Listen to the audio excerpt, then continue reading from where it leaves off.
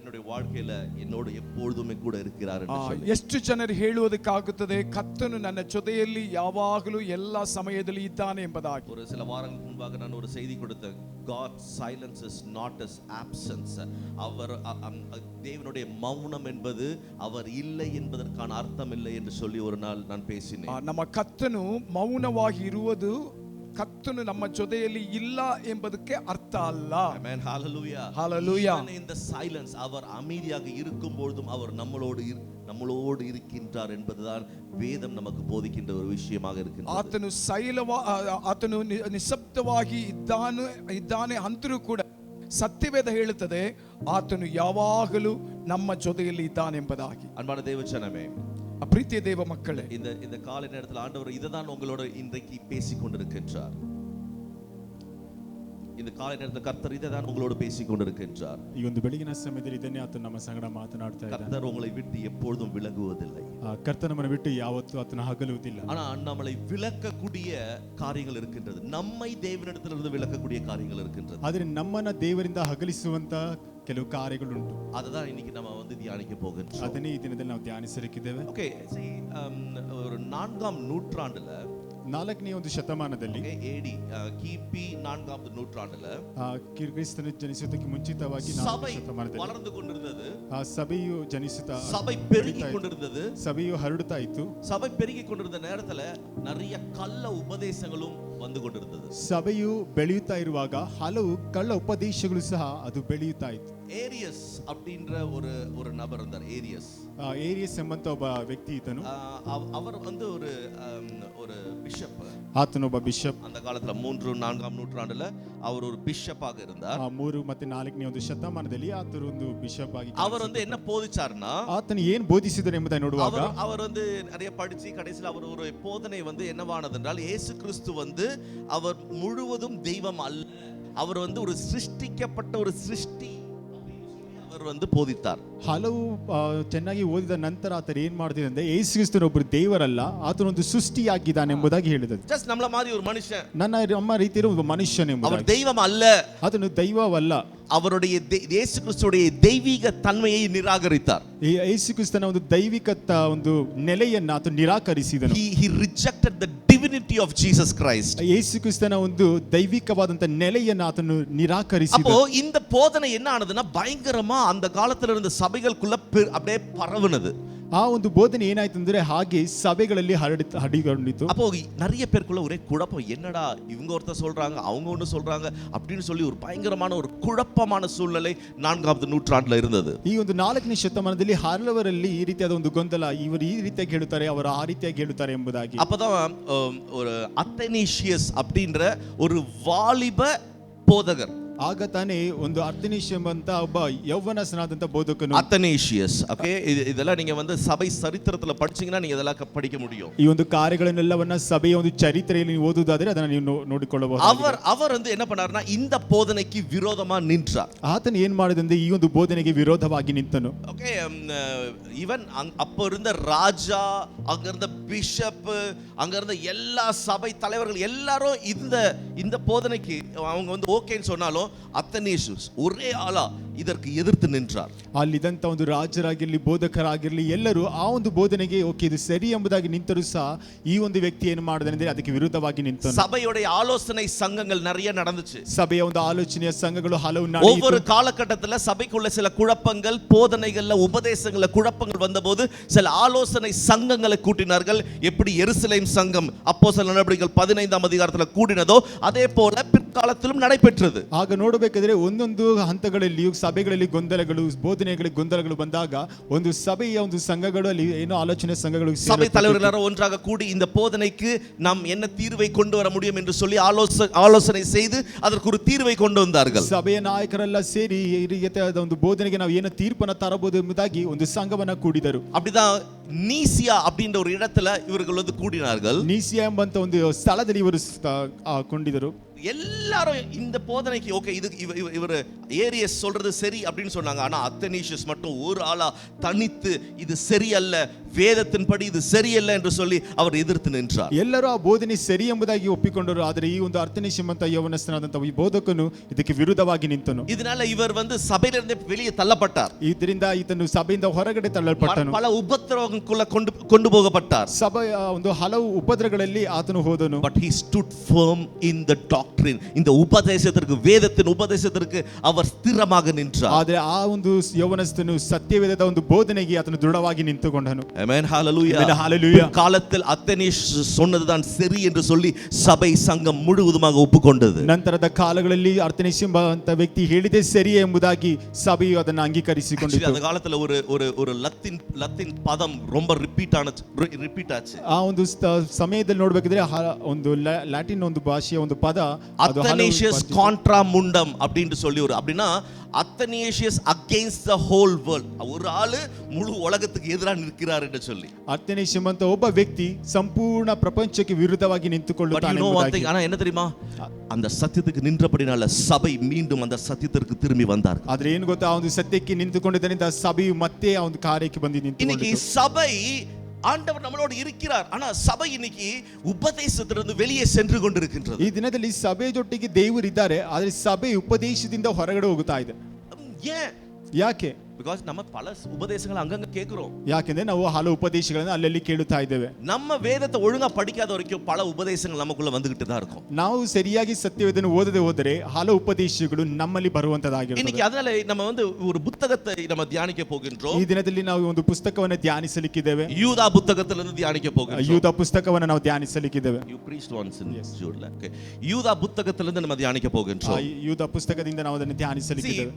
யூதா புத்தகமும் 2 பேதுரு 2ஆம் அதிகாரம், இந்த ரெண்டு அதிகாரங்களும், அதான் யூதாத்துல ஒரே அதிகாரம் தான், 2 பேதுரு 2ஆம் அதிகாரமும் இது முழுவதுமாக கள்ள போதகர்களுக்கும் கள்ள தீர்க்கதரிசிகளுக்கும் விரோதமாக எழுதப்பட்ட ஒரு புத்தகமாக இருக்கின்றது. ಈ ಒಂದು ಯೂದ ಪುಸ್ತಕದಲ್ಲಿ ಅದೇ ರೀತಿಯಲ್ಲಿ 2ನೇ ಪೇತ್ರ 2ನೇ ಅಧ್ಯಾಯ ನೋಡಬೇಕಾದ್ರೆ ಕಳ್ಳ ಬೋಧನೆಗೂ ಹಾಗೂ ಕಳ್ಳ ಪ್ರವಾದಿಗಳಿಗೂ ವಿರುದ್ಧವಾಗಿ ಬರೆದಂತ ಒಂದು ಪತ್ರಿಕೆಯಾಗಿದೆ. இந்த 25 வசனங்கள் இந்த புத்தகத்துல, ಈ ಒಂದು ಪುಸ್ತಕದಲ್ಲಿ ನೋಡಬೇಕಾದ್ರೆ 25 ವಾಕ್ಯಗಳು, இதுல மெஜாரிட்டி இருக்கக்கூடிய நிறைய வசனங்கள் இந்த கள்ள போதகர்களை நமக்கு எடுத்து காண்பிக்கின்றது. ಈ ಒಂದು ವಾಕ್ಯಗಳಲ್ಲಿ ಹಲವು ವಾಕ್ಯಗಳು ಕಳ್ಳ ಬೋಧನೆಯನ್ನ ಎತ್ತಿ ತೋರಿಸುವಂತದ್ದಾಗಿದೆ. Amen, hallelujah. Amen, hallelujah. ஏன் நான் இன்னைக்கு அதை பேசுறேன்னா, சபை இதுல விழிப்போடு இருக்க வேண்டும் என்பதற்காக. ಯಾಕೆ ಇದನ್ನ ನಾನು ಈ ದಿನದಲ್ಲಿ ಹೇಳುತ್ತಾ ಇದ್ದೇನೆ ಅಂದರೆ ಸಭೆಯು ಇದರಲ್ಲಿ ಎಚ್ಚರಿಕೆಯಾಗಿರಬೇಕು. நம்ம நிறைய செய்திகளை கேட்கின்றோம். ಈ ದಿನದಲ್ಲಿ ಹಲವು ಸಂದೇಶಗಳನ್ನು ನಾವು ಕೇಳುತ್ತಾ ಇದ್ದೇವೆ. நிறைய இந்த யூடியூப் திறந்தா,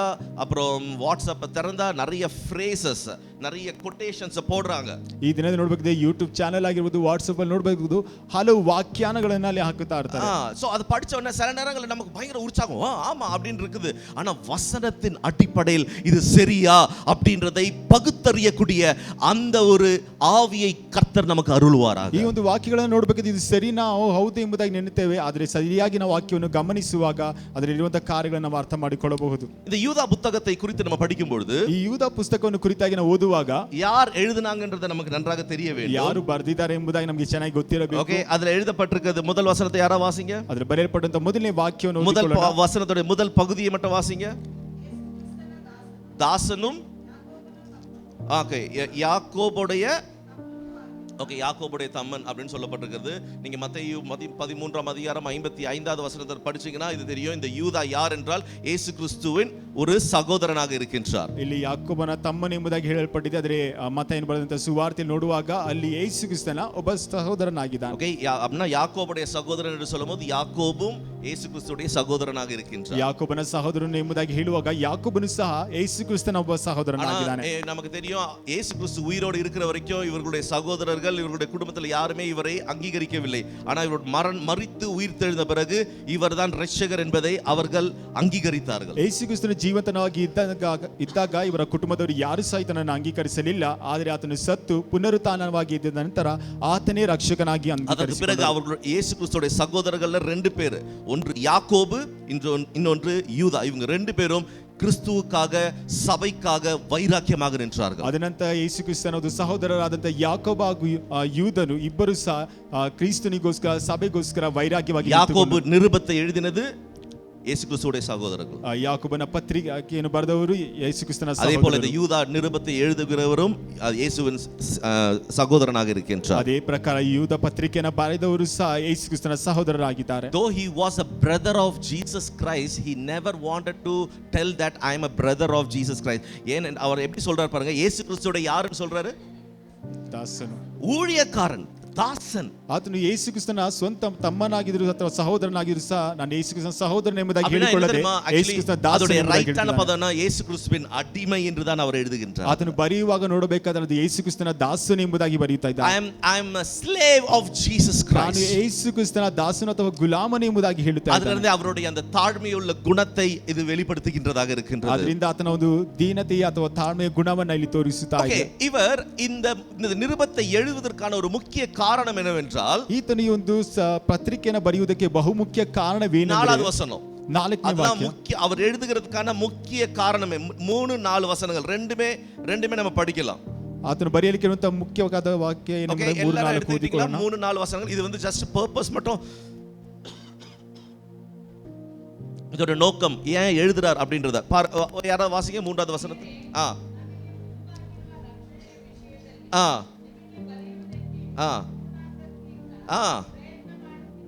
ஓகே, போதும். ஆக்சுவலி இவருக்குள்ள ஒரு ஏற்பட்ட ஒரு காரியம் என்னன்னா, ரட்சிப்பை குறித்து எழுதணும் அப்படின்னு தான் இவர் நினைச்சாராம். ಈತನಲ್ಲಿ ಏರ್ಪಟ್ಟಂತ ಒಂದು ಕಾರ್ಯ ಏನೆಂಬುದಾಗಿ ನೋಡ್ಬೇಕಾದ್ರೆ ರಕ್ಷಣೆಯನ್ನು ಕುರಿತಾಗಿ ಬರೆಯಬೇಕೆಂಬುದಾಗಿ ಬಯಸಿದನು. ஆனா ಆದ್ರೆ அவர் என்ன நடந்துச்சா? ಅಲ್ಲಿ ಏನ್ ನಡೆಯಿತಂತೆ? ஆ ஆ ஆ ஆ ஆ அவசியம் என்று. ஆமென், ஹalleluya. Hallelujah. அப்போ அவர் வந்து வேற ஒரு விஷயத்தை எழுதணும்னு அவருக்குள்ள நினைச்சிட்டு இருந்தாரு. ಆತನು ಬೇರೆ ಒಂದು ವಿಷಯವನ್ನು ಬರೆಯಬೇಕೆಂಬುದಾಗಿ ಆತನು ನೆನೆಸುತ್ತಿದ್ದಾನೆ. நமக்குள்ள நிறைய நினைவுகள் போகும். ನಮ್ಮಲ್ಲಿ ಹಲವು ನೆನಪುಗಳು ಬರುವಂತದ್ದಾಗಿದೆ. ஆனா ஆவியானவர் ஏவுகின்றது எது என்பதை நாம் அறிந்து கொள்ள வேண்டும். ಆದ್ರೆ ನಮ್ಮಲ್ಲಿ ಪರಿಶುದ್ಧಾತ್ಮನು ಪ್ರೇರೇಪಿಸುವುದು ಏನೆಂಬುದಾಗಿ ನಮಗೆ ಗೊತ್ತಿರಬೇಕು. இந்த இடத்துல யூதா ಅದನ್ನ சொல்றாரு. ಈ ಸ್ಥಳದಲ್ಲಿ ಯೂದನ ಅದನ್ನೇ ಹೇಳುತ್ತಿದ್ದಾನೆ. அவருக்குள்ள வந்து சரி இவங்களுக்கு ஏதாவது ஒரு லெட்டர் எழுதணுமே அப்ப போது ரட்சிப்பை குறித்து எழுதலாம்னு நினைச்சாரு. ನಮ್ಮಲ್ಲಿ ಕೆಲವು ಕಾರ್ಯಗಳನ್ನು ಬರೆಯಬಹುದು ಎಂಬುದಾಗಿ ನೆನೆಸುವಾಗ ಆತನು ರಕ್ಷಣೆಯನ್ನು ಕುರಿತಾಗಿ ಬರೆಯಬೇಕೆಂಬುದಾಗಿ ನೆನೆಸುತ್ತಾನೆ. ஆனா ಆದ್ರೆ எது அவசியம்? ಯಾವುದು ಅವಶ್ಯಕತೆ? அந்த நேரத்துல என்ன நடந்துட்டு இருந்துச்சு? ಆ ಸಮಯದಲ್ಲಿ ಏನ್ ನಡೆಯುತ್ತಾ ಇತ್ತು? விசுவாசிகள் அந்த விசுவாசத்துக்காக என்ன பண்ணணும்னு சொல்லி எழுதுறாரு, போராட வேண்டும். ஓகே, ஆக்சுவலி அதுல பாத்தீங்கன்னா விசுவாசத்துக்காக நீங்கள் தைரியமாய் போராட வேண்டும் என்று உங்களுக்கு எழுதி உணர்த்துவது எனக்கு அவசியமாய் கண்டது என்று சொல்லி எழுதுகின்றார். ದೇವ ಜನರಾಗಿರುವ ನಾವು ಏನ್ ಮಾಡಬೇಕಿದೆ? ನಂಬಿಕೆಯನ್ನು ಕಾಪಾಡಿಕೊಳ್ಳುವುದಕ್ಕೆ ಹೋರಾಡಬೇಕೆಂಬುದಾಗಿ ಆತನು ಎಚ್ಚರಿಸುತ್ತಾ ಈ ಒಂದು ಪತ್ರಿಕೆಯನ್ನು ಬರೆಯುತ್ತಿದ್ದಾನೆ. 4வது வசனத்துல அவர் சொல்றார் பாருங்க, ஏன் அப்படி என்ன ரீசன், என்ன நடந்துட்டு இருந்துச்சுன்னு சொல்றார் பாருங்க. 4ನೇ ವಾಕ್ಯದಲ್ಲಿ ನೋಡಿರಿ. ஏனென்றால் ஆ ஆ ஆ ம் ம்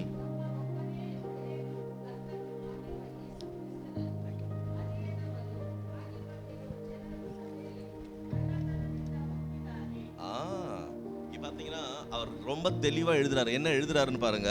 ನೋಡಿ, ಆತನು ಸ್ಪಷ್ಟವಾಗಿ ಬರೆಯುತ್ತಿದ್ದಾನೆ. ಏನಂತ ಬರೆಯುತ್ತಿದ್ದಾರೆ ನೋಡಿರಿ. ஓகே, தேவனுடைய கிருபையை காம விகாரத்திற்கு ஏதுவாக புரட்டி, ದೇವರ ಕೃಪೆಯನ್ನ ಆತ ನೋಡ್ಬೇಕಾದ್ರೆ ನಾಚಿಕೆಗೆಟ್ಟದ ಕೆಲ ಕಾರ್ಯಗಳಿಗೆ ಆತ ಏನ್ ಮಾಡ್ತಾರೆ? ಉಪಯೋಗಿಸಿಕೊಳ್ಳುತ್ತಿದ್ದಾರೆ. காம விகாரத்திற்காக புரட்டி. இன்னொரு விதத்துல இங்கிலீஷ்ல எப்படி நம்ம சொல்லப்பட்டிருக்கு, நான் இங்கிலீஷ்ல வாசிக்கிறேன், ரொம்ப நல்லா இருக்கும். They are ungodly people who pervert the grace of God into a license for immorality and deny Jesus Christ. A license for sin. கிருபையை என்ன பண்றாங்களா? ಕೃಪೆಯನ್ನ ಏನ್ ಮಾಡುತ್ತಾ ಇದ್ದಾರೆ?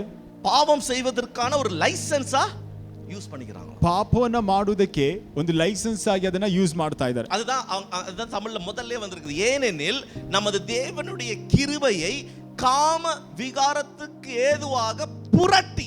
ಕನ್ನಡ ಭಾಷೆಯಲ್ಲಿ ಅದನ್ನೇ ಹೇಳ್ತಾ ಇದ್ದೀನಿ. ನಮ್ಮ ದೇವರ ಕೃಪೆಯನ್ನ ನೆವ ಮಾಡಿಕೊಂಡು ನಾಚಿಕೆಗೆಟ್ಟ ಕೃತ್ಯಗಳನ್ನ ನಡೆಸುವವರಾಗಿದ್ದಾರೆ. அப்படின்னா அவங்களுக்கு என்னெல்லாம் தோணுதோ அதெல்லாம் செய்யறது. ಅವರಿಗೆ ಏನೆಲ್ಲ ತೋಚುತ್ತೋ ಅದೆಲ್ಲವನ್ನ தேவன் ಮಾಡುವಂಥದ್ದು. தந்த கிருபையை எனக்கு என்னெல்லாம் தோணுதோ அதுக்கு ஏற்றபடி நான் செய்து கொள்வது. ಯಾಕೆಂದ್ರೆ ಆ ಕೃಪೆಯನ್ನ ನನಗೆ ಏನೆಲ್ಲ ತೋಚುತ್ತದೋ ಅದೇ ಪ್ರಕಾರ ಮಾಡುವಂಥದ್ದು.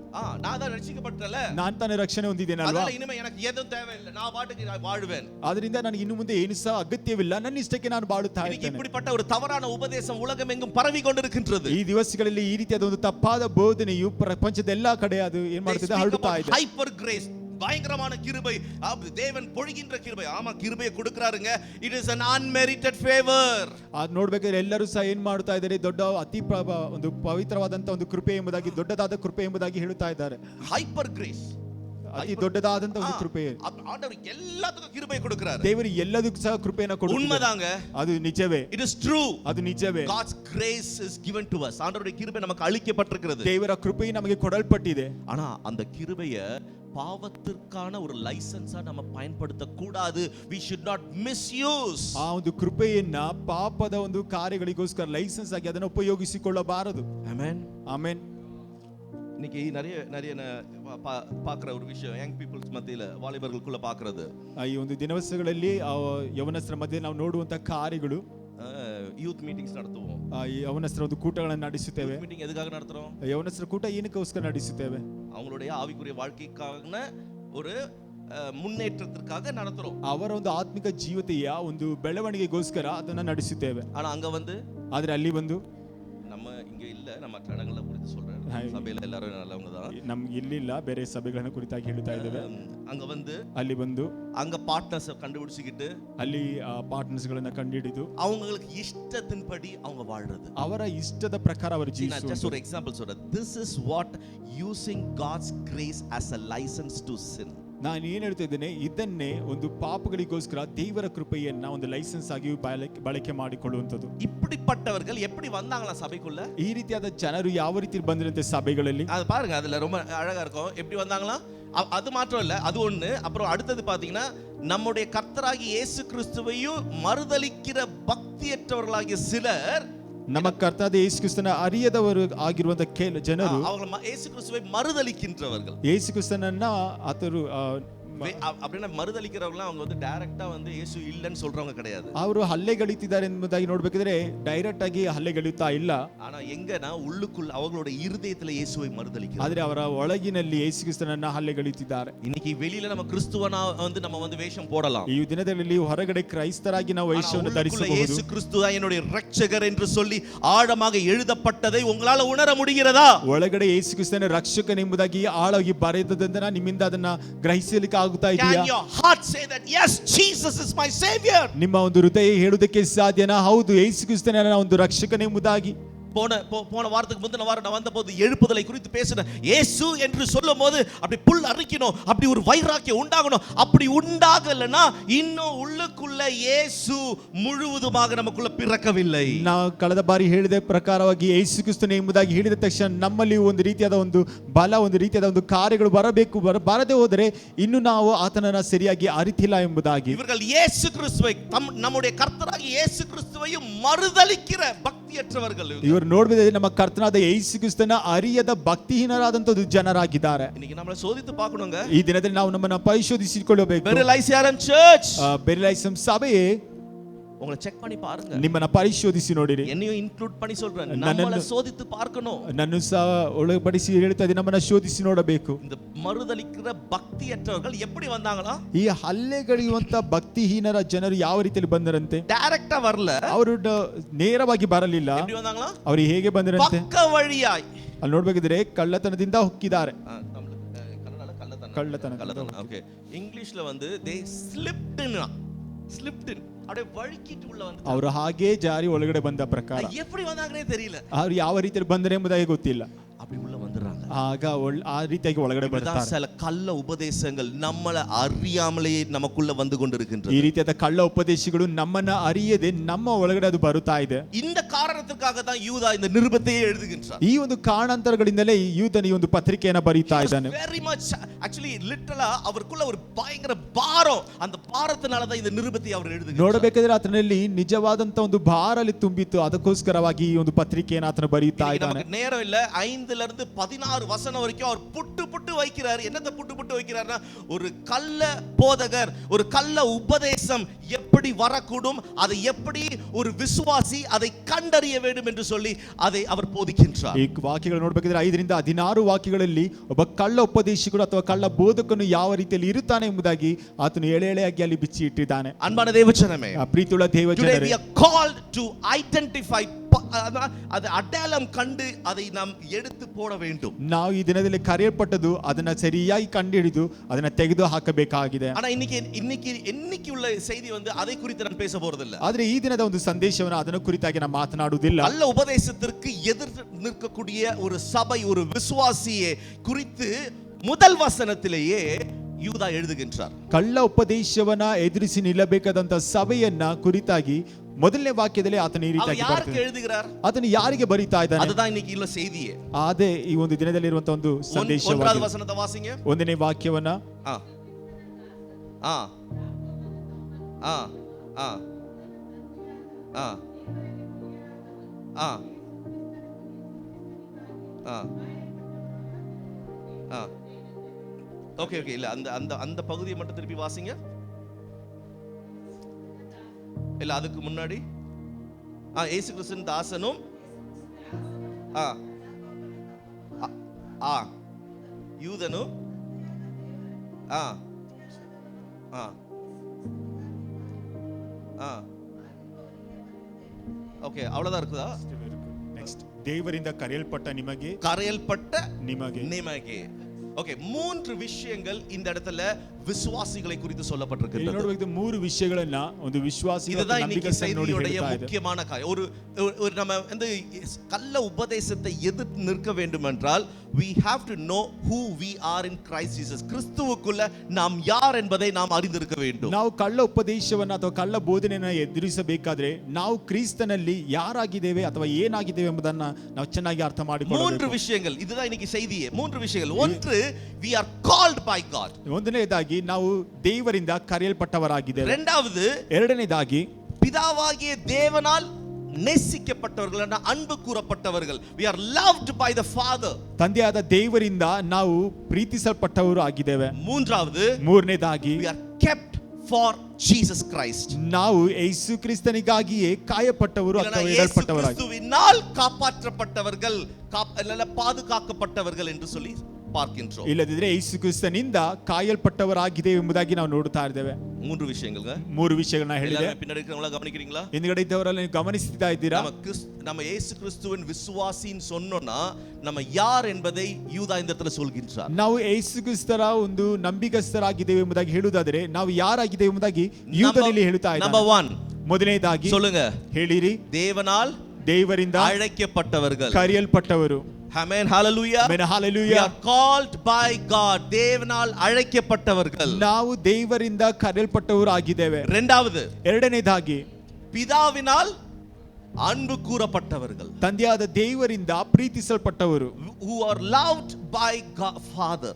ನಾವು ತಂದೆಯಾದ ದೇವರಿಂದ ಪ್ರೀತಿಸಲ್ಪಟ್ಟವರಾಗಿದ್ದೇವೆ. ಮೂರನೇದಾಗಿ சொல்லுங்க, இயேசு கிறிஸ்துவினால் பாதுகாக்கப்பட்டவர்கள், ಯೇಸು ಕ್ರಿಸ್ತನಿಂದ ಕಾಯಲ್ಪಟ್ಟವರಾಗಿದ್ದೇವೆ. ஓகே, அப்ப இன்னைக்கு நம்ம ஃபர்ஸ்ட் இந்த 3 காரியங்களை ஒவ்வொன்றா நம்ம இன்னைக்கு தியானிக்கும் பொழுது இன்னைக்கு நம்மளுடைய ஐடென்டிட்டி இன் கிரைஸ்ட், கிறிஸ்துவில் நம்மளுடைய அடையாளத்தை நாம் சரியாக புரிந்து கொள்ள வேண்டும். ಈ 3 ಕಾರ್ಯಗಳನ್ನು ಒಂದೊಂದಾಗಿ ನಾವು ಓದುವಾಗ ಅಥವಾ ಗಮನಿಸುವಾಗ ಮೊದಲನೇದಾಗಿ ನಾವು ಕ್ರಿಸ್ತನಲ್ಲಿ ನಾವು ಯಾರಾಗಿದ್ದೇವೆ ಅಥವಾ ನಮ್ಮ ಒಂದು ಗುರುತು ಏನಾಗಿದೆ ಎಂಬುದಾಗಿ ನಾವು ಅರ್ಥ ಮಾಡಿಕೊಳ್ಳಬೇಕು. ಕೆನೆತ್ ಹ್ಯಾಗಿನ್ அப்படின்ற ஒரு தெய்வ மனிதன், அவர் நிறைய புத்தகங்களை எழுதியிருக்கார், ஒரு பாஸ்டர், ಒಬ್ಬ ದೇವ ಸೇವಕರು ಕೆನೆತ್ ಹ್ಯಾಗಿಂಗ್ ಎಂಬುದಾಗಿ அவர் ஒரு புத்தகத்தை எழுதுகிறார். ஒரு விசுவாசியுடைய அதிகாரம், அத்தாரிட்டி ஆஃப் எ பிலீவர் அப்படின்னு சொல்லி ஒரு புத்தகத்தை எழுதுகின்றார். ಒಬ್ಬ ವಿಶ್ವಾಸಿ ಅಥವಾ ನಂಬಿಗಸ್ತನ ಒಂದು ಅಧಿಕಾರ ಏನೆಂಬುದಾಗಿ ಆತನು ಬರೀತಾ ಇದ್ದಾನೆ. அவர் எழுதுகின்ற ஒரு sentence, around 99% of the Christians doesn't know who they are in Christ Jesus.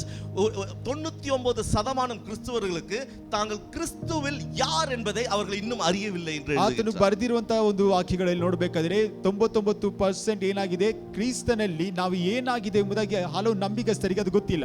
அதனாலதான் அவங்க வந்து அந்த அதிகாரத்தை பயன்படுத்த முடியவில்லை என்றும் சொல்கிறார். ಆದ್ರಿಂದಲೇ ಆ ಒಂದು ಅಧಿಕಾರವನ್ನ ಅವರು ಉಪಯೋಗಿಸಲು ಸಹ ಆಗುತ್ತಾ ಇಲ್ಲ ಎಂಬುದಾಗಿ ಆತನು ಹೇಳ್ತಿದ್ದಾನೆ. ஆனா வேதம் அழகாக நமக்கு போதிக்கின்ற ஒரு விஷயத்தை இன்றைக்கு நாம் புரிந்து கொள்ள வேண்டும். ಆದ್ರೆ ಸತ್ಯವೇದವು ಸುಂದರವಾಗಿ ಬೋಧಿಸುವಂತ ಒಂದು ವಿಷಯವನ್ನ ಈ ದಿನದಲ್ಲಿ ನಾವು ಅರ್ಥ ಮಾಡಿಕೊಳ್ಳಬೇಕು. இந்த வார்த்தை அழைக்கப்பட்டதல், அழைக்கப்படுதல் அப்படின்ற வார்த்தையோட அர்த்தம் என்னன்னா, ಕರೆಯಲ್ಪಟ್ಟದ್ದು ಅಥವಾ ಕರೆಸಲ್ಪಟ್ಟವರು ಎಂಬುದಾಗಿ ಹೇಳಲ್ಪಟ್ಟಂತ ಒಂದು ಅರ್ಥ ಏನು ನೋಡಬೇಕಾದ್ರೆ, கிரேக்க பதத்திலிருந்து அதை படிக்கும்போது அதுக்கு நிறைய ಅರ್ಥಗಳು ಆ ಗ್ರೀಕ್ ಪದಗಳಲ್ಲಿ ನೋಡುವಾಕಿದ್ರೆ ಅದಕ್ಕೆ ಹಲವು ಅರ್ಥಗಳಲ್ಲಿ ಕೊಡಲ್ಪಟ್ಟಿದೆ. It is like an invitation, ஒரு அழைப்புதல் கொடுத்தது போல ஒரு அர்த்தத்தை கொடுக்கின்றது. ಅದು ನೋಡಬೇಕಿದ್ರೆ ಒಂದು ಆಹ್ವಾನವನ್ನ ಕೊಟ್ಟಂತ ಒಂದು ಅರ್ಥವನ್ನ ಕೊಡುತ್ತದೆ. இல்லனா எல்லாரையும் கூட்டி சேர்க்கிறது இருக்குல்ல, இப்போ சமன், இப்போ சபையை கூட்டி சேர்க்குதல் அப்படின்ற அந்த ஒரு அர்த்தத்தையும் அது கொடுக்கின்றது. ಇಲ್ಲದೆ ಸಭೆಯನ್ನ ಕೂಡಿ ಸೇರಿಸುವಂತದ್ದು ಅದನ್ನು ಸಹ ಅರ್ಥ ಕೊಡುವಂತದಾಗಿದೆ. இன்னொன்னு தேவனால் தேர்ந்தெடுக்கப்பட்ட அந்த அர்த்தத்தையும் அது கொடுக்கின்றது. ಇನ್ನೊಂದಿದ್ದ ದೇವರಿಂದಲೇ ಆರಿಸಲ್ಪಟ್ಟವರು ಎಂಬಂತ ಒಂದು ಅರ್ಥವನ್ನು ಸಹ ಕೊಡುವಂತದ್ದಾಗಿದೆ. அழைக்கப்பட்டதுனா என்னங்க? ಕರೆಯಲ್ಪಟ್ಟದಂದ್ರೆ ಏನಾಗಿದೆ? தேவனால் தேர்ந்தெடுக்கப்பட்டவர்கள், ದೇವರಿಂದ ಆರಿಸಲ್ಪಟ್ಟವರು, chosen by God. ದೇವರಿಂದ ನೀವು ಆರಿಸಲ್ಪಟ್ಟ. Hallelujah. Hallelujah. யோவான் 15ஆம் அதிகாரத்துல இயேசு கிறிஸ்து சொல்றாரு, நீங்க என்னை தேர்ந்தெடுக்கவில்லை, யார் தேர்ந்தெடுத்தாவா? ಯೋಹನ 15ನೇ ಅಧ್ಯಾಯದಲ್ಲಿ ನೋಡ್ತಾ ಇದ್ದೇವೆ, ನೀವು ನನ್ನನ್ನು ಆರಿಸಿ ತೆಗೆದುಕೊಂಡಿಲ್ಲ, ಯಾರು ಆರಿಸಿ ತೆಗೆದುಕೊಂಡಿದ್ದಾರೆ? அவர் தேர்ந்தெடுத்திருக்கிறார். ಆತನೇ ನಮ್ಮನ್ನು ಆರಿಸಿ ತೆಗೆದುಕೊಂಡಿದ್ದಾನೆ. ಆಮೆನ್. ಹalleluya. ಆಮೆನ್. ಹalleluya. இந்தியாவுல இந்த குரு சிஷ்ய முறையில, ಈ ಭಾರತ ದೇಶದಲ್ಲಿ ಗುರು ಶಿಷ್ಯರ ಒಂದು ಸಂಬಂಧ ಕಾರ್ಯಗಳು ನೋಡುವಾಗ, தெரியல குரு சிஷ்ய முறை இருந்துச்சு இந்தியால. ಭಾರತ ದೇಶದಲ್ಲಿ ಗುರು ಶಿಷ್ಯರ ಒಂದು ಕಾರ್ಯಗಳು ಇತ್ತು ಎಂಬುದಾಗಿ ಗೊತ್ತುಂಟು. even today நம்மளுடைய நம்ம ஸ்கூல் காலேजेஸ்ல எல்லாம் வந்து ஒரு சிஷ்யன் தான் குருவை தேடி போகிறான். ಈವಾಗಲೂ ಸಹ ಒಂದು ಶಾಲೆ ಕಾಲೇಜುಗಳಲ್ಲಿ ಒಬ್ಬ ಶಿಷ್ಯನೇ ಗುರುವನ್ನ ಹುಡುಕಿಕೊಂಡು ಹೋಗುತ್ತಾನೆ. ஆமாவா இல்லையா சொல்லுங்க? ಹೌದಾ ಇಲ್ಲವಾ ಹೇಳಿರಿ? நீங்க தான ஸ்கூலை தேடி போறீங்க. ನೀವು ತಾನೇ ಶಾಲೆನ ಹುಡುಕಿ ಹೋಗುತ್ತೀರಾ? ஸ்கூல் உங்களை தேடி வருதா? ಇಲ್ಲ ಶಾಲೆ ನಿಮ್ಮನ್ನ ಹುಡುಕಿ ಬರ್ತಾ ಇದೆ. வந்துட்டு வா உனக்கு நான் டீச் பண்றேன், நீ தான் என்னோட ஸ்டூடெண்ட் ஆயிரு அப்படின்னு சொல்லி யாராவது கூப்பிடுறாங்களா? ಇಲ್ಲದಿದ್ರೆ ನಿಮ್ಮ ಶಿಕ್ಷಕರು ಯಾರಾದರೂ ಬಂದು ಬಾ ನಿನಗೆ ನಾನೇ ಬೋಧಿಸುತ್ತೇನೆ, ನಿನ್ನ ನನಗೆ ವಿದ್ಯಾರ್ಥಿಯಾಗಿರು ಎಂಬುದಾಗಿ ಹೇಳ್ತಾರಾ?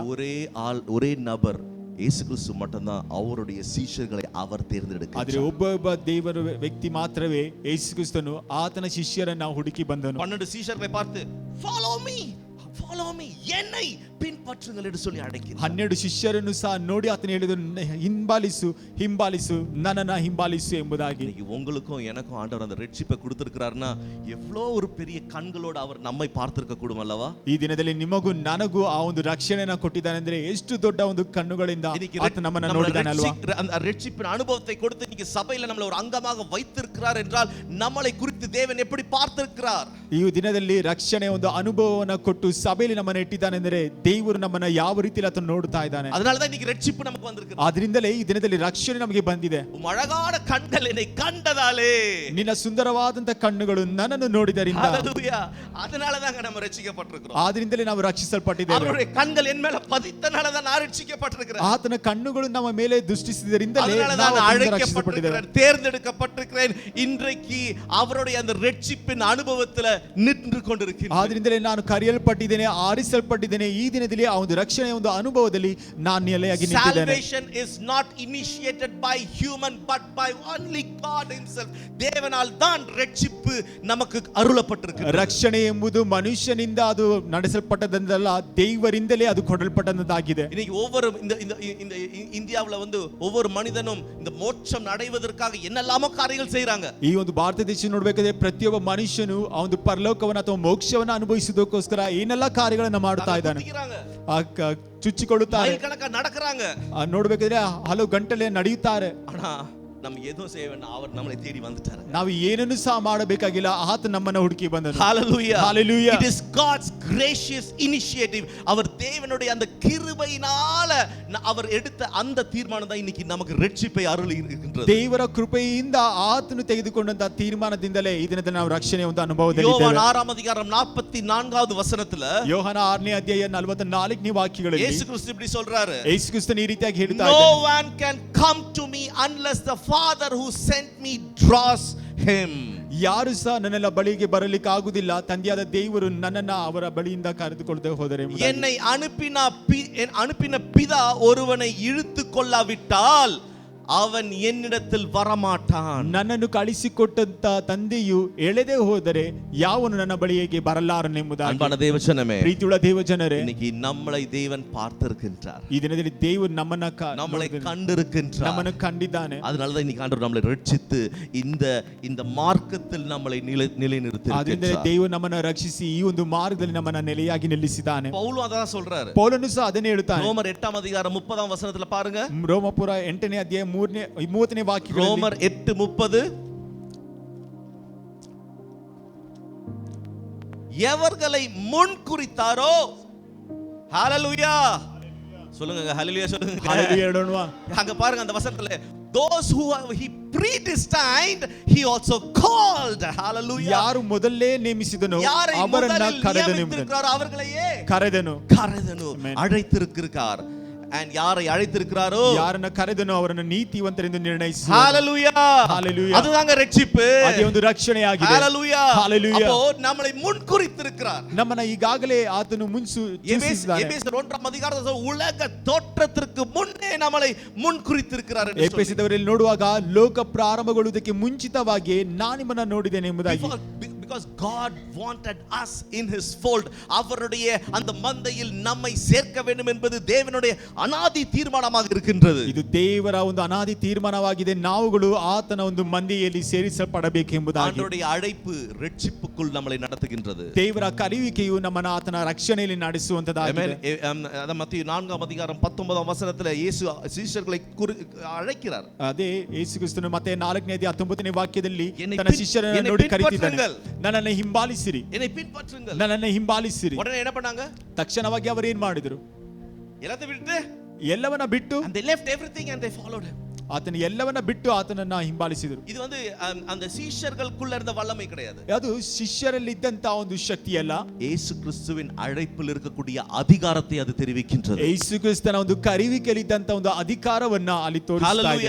Hallelujah. The authority of the call of Christ. ಅದು ಯೇಸು ಕ್ರಿಸ್ತನ ಒಂದು ಕರೆಯುವಿಕೆಯಲ್ಲಿ ಇದ್ದಂತ ಒಂದು ಅಧಿಕಾರವನ್ನ ತೋರಿಸ್ತಾ ಇದೆ. அந்த அதிகாரத்தில் தான் தேவன் நம்மளை அழைத்திருக்கின்றார். ಈ ದಿನದಲ್ಲಿ ಆ ಒಂದು ಅಧಿಕಾರದಿಂದಲೇ ದೇವರು ನಮ್ಮನ್ನು ಸಹ ಕರೆಯುತ್ತಿದ್ದಾನೆ. ಆಮೆನ್. ಪಕ್ಕದಲ್ಲಿರುವವರನ್ನ பார்த்து சொல்லுங்க. ನಿಮ್ಮ ಪಕ್ಕದಲ್ಲಿರುವವರನ್ನ ನೋಡಿ ಹೇಳಿರಿ, ಕ್ರಿಸ್ತುವಿನ அதிகாரத்தில் நீங்கள் அழைக்கப்பட்டிருக்கிறீர்கள். ಕ್ರಿಸ್ತನ ಅಧಿಕಾರದಲ್ಲಿ ನೀವು ಕರೆಯಲ್ಪಟ್ಟಿದ್ದೀರಾ. Hallelujah. Hallelujah. We are called by the authority of Christ call. ಕ್ರಿಸ್ತನ ಒಂದು ಅಧಿಕಾರದ ಒಂದು ಕಾರ್ಯದಲ್ಲಿ ನಾವು ಕರೆಯಲ್ಪಟ್ಟಿದ್ದೇವೆ. ಆಮೆನ್. ದೇವனுடைய அழைப்பு எப்படிப்பட்டது தெரியுமா? ದೇವರ ಒಂದು ಕರೆಯುವಿಕೆ ಎಂತದು ಗೊತ್ತಾ? ಅದು ಕಿರುಬೆಯಾನದುங்க. ಅದು ಕೃಪೆಯಾದದು. It is gracious call. ಅದು ಕೃಪೆಯಾದದು. ನಮ್ಮೆಲ್ಲ ಅದರ ಪಂಗು ವಹಿಸುವುದಕ್ಕೆ ನಮ್ಮ ತಗುದಿಯಾನವர்களா? ನಾವೆಲ್ಲ ಅದರಲ್ಲಿ ಪಾಲ್ಗೊಳ್ಳುವುದಕ್ಕೆ ನಾವು ಅರ್ಹತೆ ಉಳ್ಳವರ? Do we deserve God's call? ದೇವனுடைய அந்த அழைப்பை பெற்றுக்கொள்வதற்கு ನಾವು ತಗುದಿಯಾನವர்களா? ನಾವು ದೇವರ ಕರೆಯುವಿಕೆಯನ್ನು ಹೊಂದಿಕೊಳ್ಳುವುದಕ್ಕೆ ನಾವು ಯೋಗ್ಯರಾಗಿದ್ದೇವಾ? ಇಲ್ಲ. We are not. ஆனா அதுதாங்க கிருபை. ಆದರೆ ಅದೇ ಒಂದು ಕೃಪೆಯಾಗಿದೆ. அது ಮಾತ್ರ ಅಲ್ಲ, ಅದು தேவனால் அது செய்யப்பட்டதாக இருக்கின்றது. ಅದು ದೇವರಿಂದ ಮಾಡಲ್ಪಟ್ಟದಾಗಿದೆ. அந்த அழைப்பு எப்படிப்பட்டது தெரியுமா? ಆ ಒಂದು ಕರೆಯುವಿಕೆ ಎಂತದು ಗೊತ್ತಾ? நம்மளை மாற்றக்கூடியதாக இருக்கு. ನಮ್ಮನ್ನ ಬದಲಾಯಿಸುವಂತದಾಗಿದೆ. ஹalleluya. ஹalleluya. ಶಿಷ್ಯರನ್ನು ಅழைத்தார். ಶಿಷ್ಯರನ್ನ ಕರೆದನು. ಶಿಷ್ಯರು உடனே எல்லாத்தையும் போட்டுட்டு வந்தாங்க. ಶಿಷ್ಯರೆಲ್ಲರೂ ತಕ್ಷಣವಾಗಿ ಅದನ್ನ ಬಿಟ್ಟು ಹೊರಗಡೆ ಬಂದರು. என்ன நடந்துச்சு? ಏನು ನಡೆಯಿತು? அவங்க வாழ்க்கை மாறினது. ಅವರ ಜೀವಿತ ಬದಲಾಯಿತು. பல விஷயங்கள் நடந்துச்சு. ஆனா ஒரு கட்டத்துல அவங்க முழுவதுமாக மறுரூபமாக்கப்பட்டார்கள். ಹಲವು ವಿಷಯಗಳು ನಡೆಯಿತು, ಆದರೆ ಒಂದು ಸಮಯದಲ್ಲಿ ಅವರು ಸಂಪೂರ್ಣವಾಗಿ ಬದಲಾದರು. உலகத்திற்கே இயேசுவின் செய்தியை கொண்டு சென்றார்கள். ಲೋಕಕ್ಕೆಲ್ಲ ಯೇಸು ಕ್ರಿಸ್ತನ ಒಂದು ಸಂದೇಶವನ್ನ ಹೊತ್ತು ಹೋದರು. அதுதாங்க அந்த அழைப்பில் இருக்கக்கூடிய வல்லமை. ಅದೇ ಆ ಒಂದು ಕರೆಯುವಿಕೆಯಲ್ಲಿ ಇದ್ದಂತ ಒಂದು ಶಕ್ತಿಯಾಗಿದೆ. Hallelujah. Hallelujah. If you and me are called by God, there is power in his call. ಈ ದಿನದಲ್ಲಿ ಸಹ ಆತ ನಮ್ಮನ್ನು ಕರೆಯುವುದೇ ಆದರೆ ಆ ಒಂದು ಕರೆಯುವಿಕೆಯಲ್ಲಿ ಒಂದು ಬಲ ಅಥವಾ ಶಕ್ತಿ ಇರುವಂತದ್ದಾಗಿದೆ. Hallelujah. ಆಮೆನ್. உண்மையா உள்ளுக்குள்ள நான் கிறிஸ்துவினால் அழைக்கப்பட்டிருக்கிறேன் அப்படின்ற அந்த ஒரு உறுதியோட யாராவது ஒருத்தர் கிட்ட போய் நீங்க பேசுங்களேன், அவங்களுக்குள்ள நீங்க ஒரு தாக்கத்தை ஏற்படுத்துவீர்கள். ಯಥಾರ್ಥವಾಗಿ ಅಥವಾ ನಿಜವಾಗಿ ನಾನು ಯೇಸು ಕ್ರಿಸ್ತನಿಂದ ಕರೆಯಲ್ಪಟ್ಟಿದ್ದೇನೆ ಎಂಬುದಾಗಿ ಹೋಗಿ ಯಾರ ಬಳಿಯಲ್ಲಿ ಮಾತನಾಡಿರಿ, ನೀವು ಆ ಒಂದು ವ್ಯಕ್ತಿಯಲ್ಲಿ ಒಂದು ಬದಲಾವಣೆಯನ್ನು ನೋಡುವಂತರಾಗಿದ್ದೀರಾ. பேசி பார்க்கலாம், அது நடக்குதா இல்லையா அப்படின்னு பார்க்கலாம் அப்படின்றது கிடையாது. உறுதியோட கிறிஸ்து எனக்குள்ள இருக்கிறார், என்னை அழைத்திருக்கிறார் அப்படின்ற உறுதியோட ஒருத்தர் கூட நம்ம போய் பேசும்போது அவர்களுக்குள்ள ஒரு தாக்கத்தை ஏற்படுத்துவோம். ಮಾತಾಡಿ ನೋಡೋಣ ಎಂಬುದಾಗಿ ನೆನೆಸು ಮಾತನಾಡಿಸುವುದಲ್ಲ, ಒಂದು ದೃಢತೆಯೊಟ್ಟಿಗೆ ಯೇಸು ಕ್ರಿಸ್ತನಿಂದ ನಾನು ಕರೆಯಲ್ಪಟ್ಟಿದ್ದೇನೆ, ಹೋಗಿ ನಾನು ಮಾತನಾಡುತ್ತೇನೆ ಎಂಬುದಾಗಿ ಮಾತನಾಡುವಾಗ ಅವರ ಬಳಿಯಲ್ಲಿ ಒಂದು ಬದಲಾವಣೆಯನ್ನು ಕಾಣಬಹುದಾಗಿದೆ. அன்பான வாலிப தம்பி தங்கச்சிகளை உங்ககிட்ட நான் பேசுறேன். ಪ್ರೀತಿಯುಳ್ಳ ಯೌವನಸ್ಥ ತಮ್ಮ ತಂಗಿ ನಿಮ್ಮ ಬಳಿ You are called by God with the power of God. ನೀವು ಯೇಸು ಕ್ರಿಸ್ತನಿಂದ ಕರೆಯಲ್ಪಟ್ಟವರಾಗಿಯೂ ಆತನ ಒಂದು ಶಕ್ತಿಯಲ್ಲಿಯೂ அவருடைய ಕರೆಯಲ್ಪಟ್ಟವರಾಗಿದ್ದೀರಾ. வல்லமையை பிரதிபலிக்க அழைக்கப்பட்டிருக்கிறீர்கள். ಆತನ ಒಂದು ಶಕ್ತಿಯನ್ನ ಪ್ರತಿಫಲಿಸುವುದಕ್ಕಾಗಿ ಪ್ರತಿಬಿಂಬಿಸುವುದಕ್ಕಾಗಿ ಕರೆಯಲ್ಪಟ್ಟಿದ್ದೀರಾ. வாசிக்க 1 கொரிந்தியர் 1 அதிகாரம் 9 வசனம். 1 ಕೊರಿಂಥ 1ನೇ ಅಧ್ಯಾಯ 9ನೇ ವಾಕ್ಯವನ್ನು ನಾವೆಲ್ಲರೂ பவுல் என்ன ಸೇರಿ சொல்றாருன்னு பாருங்க. ಪೌಲನಲ್ಲಿ ಏನು ಹೇಳುತ್ತಾ ಇದ್ದಾನೆ ಎಂಬುದಾಗಿ ನೋಡಿರಿ. எதற்காக அழைக்கப்பட்டிருக்கிறோம் என்று சொல்றார் பாருங்க. ಯಾವುದಕ್ಕೋಸ್ಕರ ಕರೆಯಲ್ಪಟ್ಟಿದ್ದೇನೆ ಎಂಬುದಾಗಿ ಆತನು ಹೇಳುತ್ತಾ ಇದ್ದಾನೆ ನೋಡಿರಿ.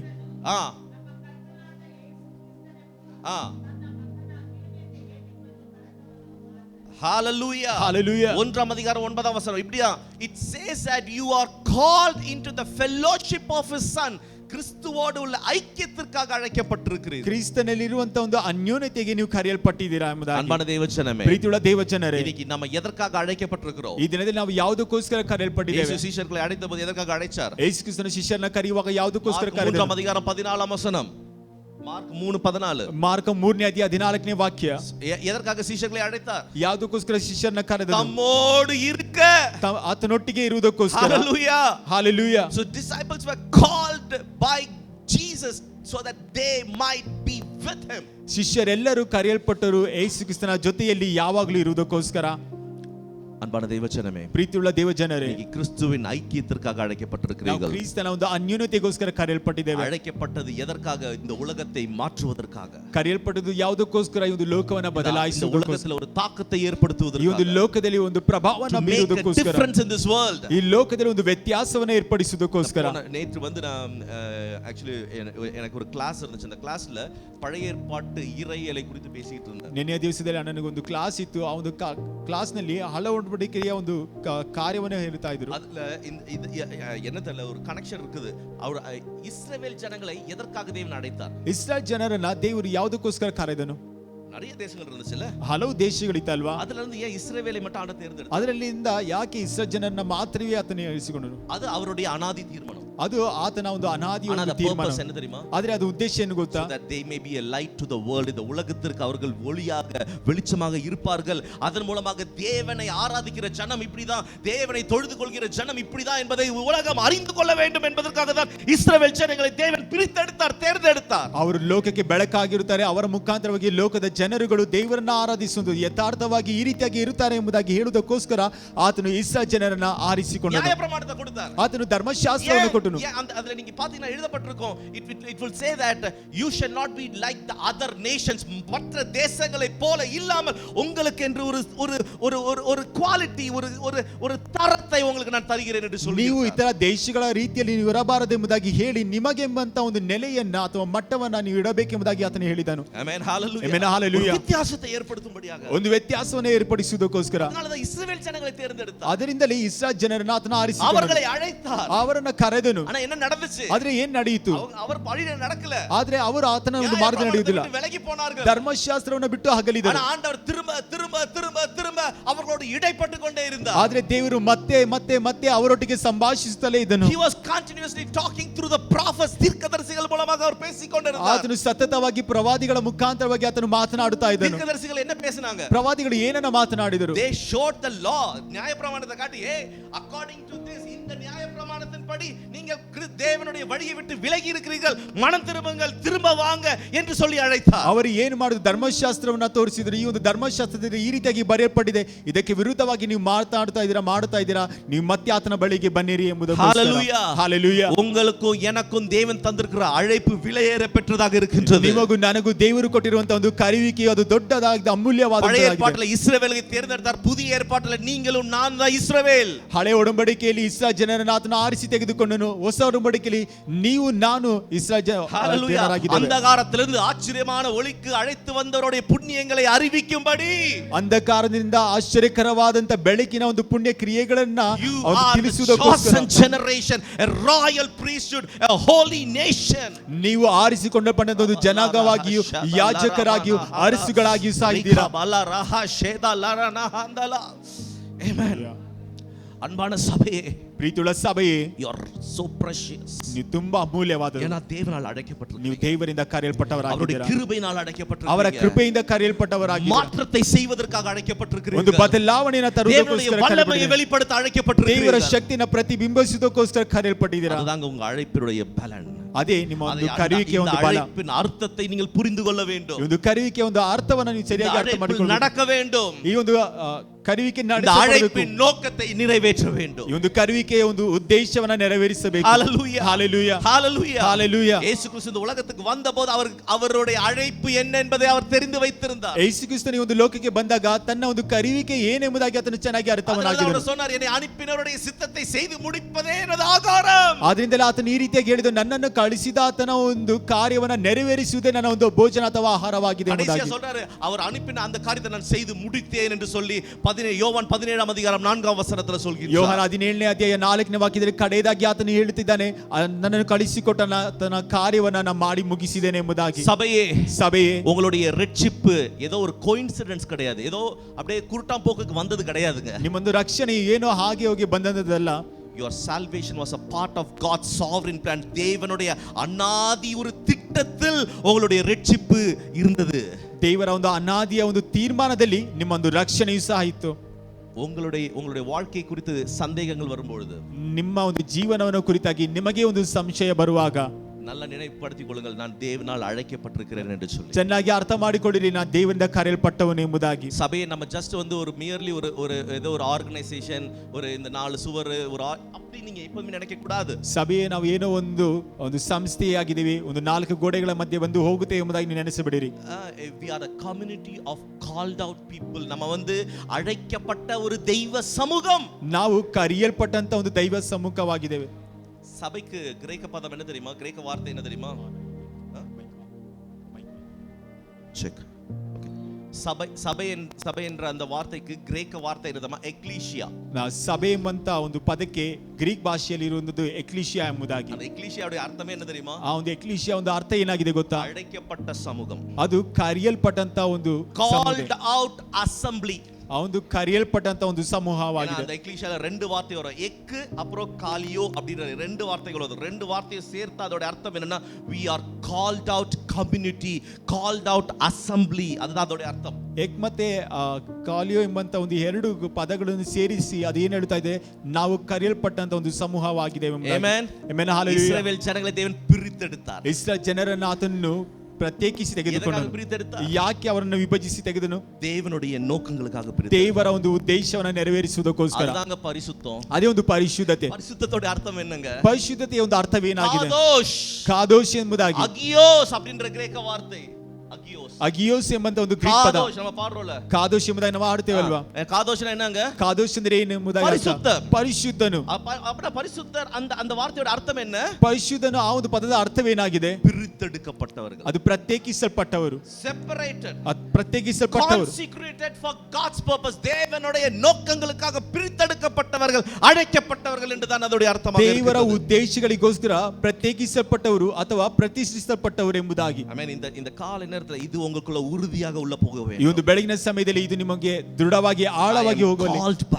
ನಾನು ದೇವರಿಂದ ಕರೆಯಲ್ಪಟ್ಟವನು. தேவனால் அழைக்கப்பட்டிருக்கிறேன். ದೇವರಿಂದ ಕರೆಯಲ್ಪಟ್ಟವನು. ಎರಡನೇದಾಗಿ செகண்ட் திங் நம்ம இதுல பார்த்தது வந்து என்ன இருக்கு? பிதாவினால் அன்பு கூறப்பட்டவர்கள். எப்படி தான் இருக்கு தமிழ்ல? ಎರಡನೇದಾಗಿ ದೇವರಿಂದ, ಅಂದರೆ ತಂದೆಯಾದ ದೇವರಿಂದ ಪ್ರೀತಿಸಲ್ಪಟ್ಟವರು ಎಂಬುದಾಗಿ. You are loved in God the Father. ನೀವು ತಂದೆಯಾದ ದೇವರಿಂದ ಪ್ರೀತಿಸಲ್ಪಟ್ಟವರು ಆಗಿದ್ದೀರಾ ಎಂಬುದಾಗಿ. இந்த வார்த்தையோட அர்த்தம் வந்து நமக்கு தெரியும். இந்த லவ்னு வந்துச்சுனாலே அகாப்பே அன்பை அது குறிக்கின்றதாக இருக்கிறது. ಈ ಒಂದು ಪದದ ಅರ್ಥ ಎಂಬುದಾಗಿ ಬಂದ ತಕ್ಷಣ ನಮಗೆಲ್ಲರಿಗೂ ಸಹ ಗೊತ್ತುಂಟು. அகாப்பே அன்புக்கு வந்து ಅರ್ಥங்கள் வந்து ಜನರலா நம்ம சொல்றது தியாகபூர்வமான அன்புன்னு சொல்றோம்ல, கரெக்ட்டா? ಅಗಾಪೆಯ ಪ್ರೀತಿ ಎಂಬುದಾಗಿ ಹೇಳಿದ ತಕ್ಷಣ ಕೆಲವು ಸಮಯದಲ್ಲಿ ನಾವು ಏನು ಹೇಳ್ತೇವೆ? ಇದು ತ್ಯಾಗಮಯವಾದಂತ ಒಂದು ಪ್ರೀತಿ ಎಂಬುದಾಗಿ. ಎಲ್ಲರಿಗೂ ತಿಳಿಯೋಲ್ಲ? ಎಲ್ಲರಿಗೂ ಗೊತ್ತಲ್ಲ. ಎಲ್ಲರಿಗೂ தெரியணும். ಸಭೆಗೆ ಅಗಾಪೆಯ ಪ್ರೀತಿ ಎಂಬುದಾಗಿ ಸಭೆಗೆ ಚೆನ್ನಾಗಿ ಗೊತ್ತಿರಬೇಕು. தேவன் நம்ம மேல காட்டின அன்பு எப்படிப்பட்டது? ದೇವರು ನಮ್ಮ ಮೇಲೆ ತೋರಿಸಿದಂತ ಪ್ರೀತಿ ಎಂತದಾಗಿದೆ? ಅಗಾಪೆ ಅನ್ಬು. ಅಗಾಪೆನ ತ್ಯಾಗಪೂರ್ವವಾದ ಅನ್ಕಂಡೀಷನಲ್ ಲವ್. ಅಗಾಪೆಯ ಒಂದು ಪ್ರೀತಿಯಾಗಿದೆ, ಒಂದು ತ್ಯಾಗಮಯವಾದಂತ ಒಂದು ಪ್ರೀತಿಯಾಗಿದೆ. ಆனா ಇದರಲ್ಲಿ ಇನ್ನೊಂದು இருக்குது. ಆದ್ರೆ ಇದರಲ್ಲಿ ಇನ್ನೊಂದು ಸಹ ಇದೆ, உடன்படிக்கையின் அன்பு. ಒಡಂಬಡಿಕೆಯ ಒಂದು ಪ್ರೀತಿ. It's a covenantal love. ಅದು ಒಡಂಬಡಿಕೆಯ ಒಂದು ಪ್ರೀತಿಯಾಗಿದೆ. உபாகமம் புத்தகம் முழுவதுமாக நீங்க இந்த வார்த்தையை பார்ப்பீங்க. உடன்படிக்கையினால் ஏற்படுத்தப்பட்ட ಅன்பು என்று சொல்லி பார்ப்பீங்க. ಧರ್ಮೋಪದೇಶ ಕಾಂಡ ಸಂಪೂರ್ಣವಾಗಿ ಓದುವಾಗ ನಿಮಗೆ ಗೊತ್ತಾಗುತ್ತದೆ ಒಡಂಬಡಿಕೆಯ ಒಂದು ಕಾರ್ಯವನ್ನು. ஏன் ஆண்டவர் நம்மளை நேசிக்கிறாரா? ಯಾಕೆ ದೇವರು ನಮ್ಮನ್ನ ಪ್ರೀತಿಸ್ತಾ ಇದ್ದಾರೆ? நம்மளை அழைத்திருக்கிறார். ನಮ್ಮನ್ನ ಕರೆದಿದ್ದಾನೆ. என்ன பண்ணிருக்காரு? நமக்குள்ள ஒரு உடன்படிக்கை பண்ணிருக்காரு. ಏನು ಮಾಡಿದ್ದಾನೆ ಅಂದ್ರೆ ನಮ್ಮೊಟ್ಟಿಗೆ ಒಂದು ಒಡಂಬಡಿಕೆಯನ್ನ ಮಾಡಿದ್ದಾರೆ. Amen. Amen. Hallelujah. Hallelujah. He has made a covenant with us. ಆತ ನಮ್ಮೊಟ್ಟಿಗೆ ಒಂದು ಒಡಂಬಡಿಕೆಯನ್ನ ಮಾಡಿದ್ದಾನೆ. உடன்படிக்கை ரொம்ப விலையேற பெற்றதுங்க. ಒಡಂಬಡಿಕೆಯದು ಬಹು ಬೆಲೆ ಉಳ್ಳದು. இந்த உடன்படிக்கை குறித்து அது தனியா நம்ம பேசிக்கிட்டே இருக்கலாம். நம்ம ಈ ಒಂದು ಒಡಂಬಡಿಕೆಯ ಕುರಿತಾಗಿ ನಾವು ಪ್ರತ್ಯೇಕವಾಗಿ ಮಾತಾಡುತ್ತಲೇ ಇರಬಹುದು. என்ன தெரியுமா உடன்படிக்கை? ಒಡಂಬಡಿಕೆ ಅಂದ್ರೆ ಏನು ಗೊತ್ತಾ? Actually யூசுவலா நம்ம வந்து சொல்லுவோம் இந்த உடன்படிக்கை அப்படினா அக்ரிமெண்ட் ன்னு சொல்லுவோம் நம்ம. ಒಂದು ಒಡಂಬಡಿಕೆ ಅಂದ ತಕ್ಷಣ ಒಂದು ಅಗ್ರಿಮೆಂಟ್ ಎಂಬುದಾಗಿ. திருமணத்துல கூட திருமண உடன்படிக்கை ಅಂತ சொல்றோம்ல. ವಿವಾಹದ ಒಂದು ಒಡಂಬಡಿಕೆ ಎಂಬುದಾಗಿ ಹೇಳುತ್ತಾರಲ್ಲ. கணவனும் மனைவியும் கையை பிடிச்சிட்டு இப்போது உடன்படிக்கை எடுப்பார்கள் அப்படினு சொல்றோம்.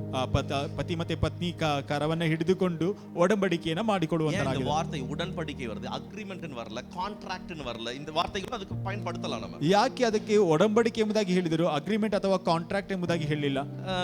Agreement or contract. இந்த கான்ட்ராக்ட் இல்லனா அக்ரிமெண்ட் அப்படினா என்ன அர்த்தம்னா, ಅಗ್ರಿಮೆಂಟ್ ಅಥವಾ ಕಾಂಟ್ರಾಕ್ಟ್ ಎಂಬುದಾಗಿ ಹೇಳುವಾಗ ಏನು ಅರ್ಥ ಅಂದ್ರೆ ಅದಕ್ಕೆ ஒரு ಎಕ್ಸ್ಪೈರಿ ಡೇಟ್ இருக்கு. ಅದಕ್ಕೆ ಒಂದು ಎಕ್ಸ್ಪೈರಿ ಡೇಟ್ ಇರುವಂತದಾಗಿದೆ. ஆமாவா இல்லையா சொல்லுங்க? ಹೌದಾ ಇಲ್ಲವಾ? ஆமாவா இல்லையா சொல்லுங்க? ಹೌದಾ ಇಲ್ವಾ ಹೇಳಿರಿ. இப்போ ரெண்டல் அக்ரிமெண்ட் போடுறோம். ಒಂದು ರೆಂಟಲ್ ಅಗ್ರಿಮೆಂಟ್ ಅಥವಾ ಬಾಡಿಗೆ ಒಂದು ಅಗ್ರಿಮೆಂಟ್ ಅನ್ನು ಹಾಕ್ತೇವೆ. அப்போ அக்கார்டிங் டு இப்பலாம் வந்து பாத்தீங்கன்னா 11 மாசம் தான். ಈಗೆಲ್ಲ ನೋಡ್ಬೇಕಿದ್ರೆ 11 ತಿಂಗಳು ಮಾತ್ರವೇ.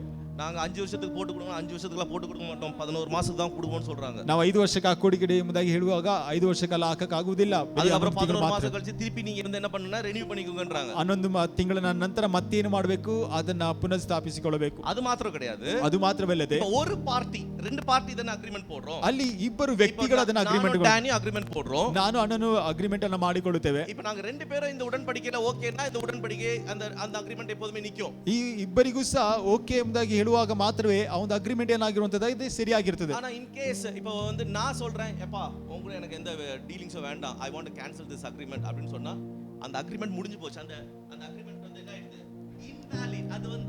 அது வந்து யூஸ் இல்ல, அது முடிஞ்சு போச்சு, அவ்வளவுதான். ಒಂದು ವೇಳೆ ಅಣ್ಣನ ಒಂದು ನನ್ನೊಟ್ಟಿಗೆ ಯಾವುದು ಸಹ ಬೇಕಾಗಿಲ್ಲ, ನಾನು ಆ ಒಂದು ಕಾರ್ಯವನ್ನ ಏನು ಮಾಡಿಕೊಳ್ಳುತ್ತೇನೆ, ನಾನು ಅದನ್ನ ಮುರಿದುಕೊಳ್ಳುತ್ತೇನೆ ಎಂಬುದಾಗಿ ಹೇಳುವಾಗ ಅದೇ ಒಂದು ಅಗ್ರಿಮೆಂಟ್ ಏನಾಗುತ್ತದೆ? வீட்டு ஓனர் வந்து சொல்றாங்க, வீட காலி பண்ணுங்க, இந்த அக்ரிமெண்ட் நான் கேன்சல் பண்றேன்னு சொல்றா, முடிஞ்சு போச்சு, அவ்வளவுதான். அந்த அக்ரிமெண்ட் கேன்சல்ட். ಮನೆಯ ಒಂದು ಮಾಲೀಕನು ಬಂದು ಮನೆಯನ್ನ ಖಾಲಿ ಮಾಡಿರಿ, ಒಂದು ಅಗ್ರಿಮೆಂಟ್ ನಾನು ಬಿಡುತ್ತೇನೆ ಎಂಬುದಾಗಿ ಹೇಳುವಾಗ ಅದನ್ನು ಬಿಡಲೇಬೇಕಾಗಿರುತ್ತೆ. இதுதான் அக்ரிமெண்ட் கான்ட்ராக்ட்டுக்குள்ள காரியங்கள். ஆனா உடன்படிக்கை, தேவன் ஏற்படுத்தின உடன்படிக்கை, அந்த பெரித் அப்படிங்கற எபிரேய வார்த்தையோட அர்த்தம் என்ன? ಆ ಒಂದು ಬೆರಿತ್ ಎಂಬಂತ ಒಂದು ಒಡಂಬಡಿಕೆ ಇಬ್ರಿಯ ಭಾಷೆ ಒಂದು ಅರ್ಥ ಏನೆಂಬುದಾಗಿ ನೋಡುವಾಗ, even one breaks, ಒಬ್ಬ ವ್ಯಕ್ತಿ ಅದನ್ನ ಒಡೆದಾಕಿದ್ರು ಸಹ தேவன் அந்த உடன்படிக்கையில் எப்பொழுதும் நிலைத்திருக்கிறவராக இருக்கிறார். ದೇವರು ಆ ಒಂದು ಒಡಂಬಡಿಕೆಯಲ್ಲಿ ಯಾವಾಗಲೂ ನೆಲೆಯಾಗಿ ನಿಂತುಕೊಳ್ಳುವಂತ. ஒருத்தர் அப்படின்னா நம்ம உடைத்தாலும் நம்ம விலகி போனாலும் அவர் அந்த உடன்படிக்கையின் உடன்படிக்கையில் உண்மையுள்ளவராக இருக்கிறார். ಒಂದು ವೇಳೆ ನಾವು ಅದನ್ನ ಹೊಡೆದಾಕಿದ್ರು, ಒಂದು ವೇಳೆ ನಾವು ಅದನ್ನ ಬಿಟ್ಟು ದೂರ ಹೋದ್ರು ಸಹ ಆತನು ಯಾವಾಗಲೂ ಆ ಒಂದು ಒಡಂಬಡಿಕೆಯಲ್ಲಿ ನೆಲೆಯಾಗಿ அந்த அன்பில் தான் தேவன் நம்மளை அழைத்திருக்கிறார். ಆ ಒಂದು ಪ್ರೀತಿಯಲ್ಲಿ ದೇವರು ನಮ್ಮನ್ನ ಕರೆದಿದ್ದಾನೆ. ஹalleluya, ஹalleluya. அதனால தான யோவான் 3:16 என்ன சொல்லுது? ಅದರಿಂದಲೇ ಯೋಹನ 3:16 ಏನು ಹೇಳ್ತಾ ಇದೆ? God so loved the world. ದೇವರು ಲೋಕದ ಮೇಲೆ ಎಷ್ಟೋ ಪ್ರೀತಿಯನ್ನ ಇಟ್ಟು, அதுதாங்க அது demonstration of God's love. தேவனுடைய அந்த அன்பை அது காண்பிக்கிறது. ಅದೇ ದೇವರ ಒಂದು ಪ್ರೀತಿಯನ್ನ ತೋರಿಸುವಂತದಾಗಿದೆ. ರೋಮರ್ 5 அதிகாரம் 8 வசனம் யாரா குயிக்கா வாசிங்க. ರೋಮ 5ನೇ ಅಧ್ಯಾಯ 8ನೇ ವಾಕ್ಯವನ್ನು ಯಾರಾದರೂ ವೇಗವಾಗಿ ಓದಿಕೊಳ್ಳೋಣ. 5:8ಗಳಲ್ಲಿ, ಆದರೆ ನಾವು ಪಾಪಿಗಳಾಗಿದ್ದಾಗಲೂ ಕ್ರಿಸ್ತನು ನಮಗೋಸ್ಕರ ಪ್ರಾಣ ಕೊಟ್ಟದರಲ್ಲಿ ದೇವರು ನಮ್ಮ ಮೇಲೆ ತನಗಿರುವ ಪ್ರೀತಿಯನ್ನು ಸಿದ್ಧಾಂತಪಡಿಸಿದ್ದಾನೆ. Hallelujah. Hallelujah. God demonstrated his own love towards us in that while we were still sinners Christ died for us. ಪಾಪಿಗಳಾಗಿದ್ದರೂ ಸಹ ದೇವರು ನಮಗೋಸ್ಕರ ಆತನ ಪ್ರೀತಿಯನ್ನು ನಮಗೋಸ್ಕರ ಆತನು ಸಿದ್ಧಾಂತಪಡಿಸಿದ್ದಾನೆ.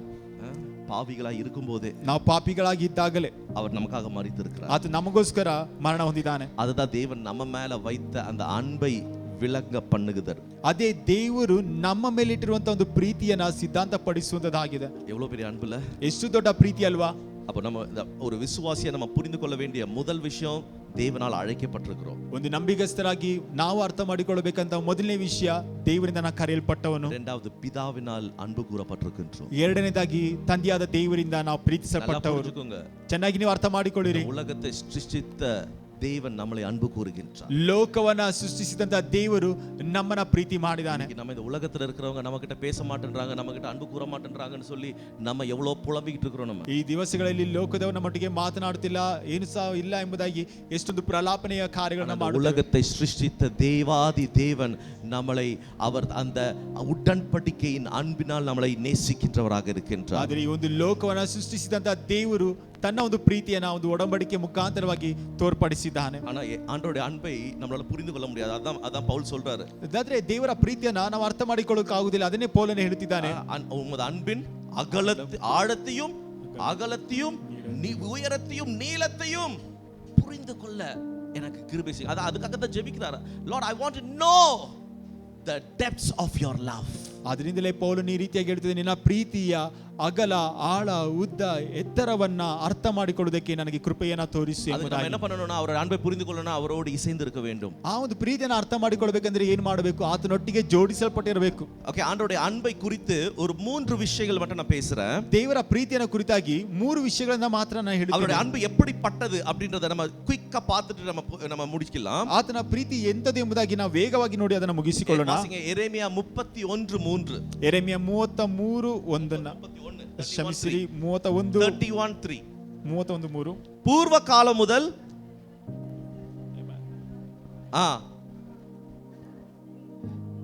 ஹalleluya. அவருடைய அன்பு எப்படி உள்ளதா? ಆತನ ಪ್ರೀತಿ ಎಂತದಾಗಿದೆ சொல்லுங்க. எப்படியா? எல்லாரும் பாக்குறீங்களா? ಎಲ್ಲರೂ ಅದನ್ನ ನೋಡ್ತಾ ಇದ್ದೀರಾ? அவருடைய அன்பு எப்படியா? ಆತನ ಪ್ರೀತಿ ಅನಾದಿ ಸ್ನೇಹத்தால் உன்னை சிநேகித்தேன் என்று சொல்றார். ಶಾಶ್ವತವಾದಂತ ಪ್ರೇಮದಿಂದ ನಿನ್ನನ್ನು ಪ್ರೀತಿಸಿದ್ದೇನೆ ಎಂಬುದಾಗಿ. அப்பனா என்னன்னா, it is eternal love. ಅಂದರೆ ಅದೇನಾಗಿದೆ? ಅದು ಯಾವಾಗಲೂ ನಿತ್ಯವಾಗಿರக்கூடிய அன்பு, ನಿತ್ಯವಾಗಿ ಇರಬೇಕಾದ ಒಂದು ಪ್ರೀತಿ, என்றென்றும் இருக்கின்ற அன்பு, மாறாத அன்பு, ಯಾವಾಗಲೂ ಇರುವಂತ ಒಂದು ಪ್ರೀತಿ, ಬದಲಾಗದ ಒಂದು ಪ್ರೀತಿ. அன்பு மாறி போகுமானா அவருடைய அன்பு என்றென்றும் மாறாததாக இருக்கிறது. ಲೋಕದ ಪ್ರೀತಿಯ ಬದಲಾಗಿ ಹೋಗುತ್ತದೆ, ಆತನ ಪ್ರೀತಿ ಯಾವತ್ತೂ ಬದಲಾಗುವುದಿಲ್ಲ. ವಚನ சொல்கிறது ಅನಾದಿ ಸ್ನೇಹத்தால், eternal love. ಆದ್ರಿಂದಲೇ ಒಂದು ವಾಕ್ಯ ಈ ರೀತಿ ಹೇಳುತ್ತದೆ, ಶಾಶ್ವತ ಪ್ರೇಮದಿಂದಲೇ ಎಂಬುದಾಗಿ. ಎರಡನೇದಾಗಿ ಯೋಹಾನ 3:16. ಯೋಹಾನ 3:16. அதுதான் தியாகபூர்வமான அன்பு. ಅದೇ ತ್ಯಾಗಮಯವಾದಂತ ಒಂದು ಪ್ರೀತಿ. தனது ஒரೇ பேரான குமாரனை, ತನ್ನ ಒಬ್ಬನೇ ಕುಮಾರನಾದಂತ ಯೇಸು ಕ್ರಿಸ್ತನನ್ನು நமக்கு தந்தருளி, ನಮಗೆ ಕೊಟ್ಟು இவ்வளவாய் ನಮ್ಮ ಮೇಲೆ ಇರುವಂತ ಪ್ರೀತಿಯನ್ನ, ஹalleluya, நம்மை அன்பு கூர்ந்திருக்கிறார். ಅದನ್ನು ತೋರಿಸಿದ್ದಾನೆ. அதான் sacrificial love. ಅದೇ ಒಂದು ತ್ಯಾಗಮಯವಾದಂತ ಒಂದು ಪ್ರೀತಿ. தனது நேச குமாரனை நமக்காக தந்தருளி இருக்கு. ತನ್ನ ಪ್ರಿಯ ಕುಮಾರನ ನಮಗೋಸ್ಕರ ಕೊಡುವಂತದ್ದು. ஆமென். நமக்கு இருக்கக்கூடிய the best கொடுக்கிறது அப்படின்றது அதுதான் தியாகம். ನಮಗಿರುವಂತ ಅತ್ಯುತ್ತಮವಾದದನ್ನ ಕೊಡುವಂತದೇ ಆ ಒಂದು ತ್ಯಾಗಮಯವಾದ நமக்காக தந்திருக்கின்றார்.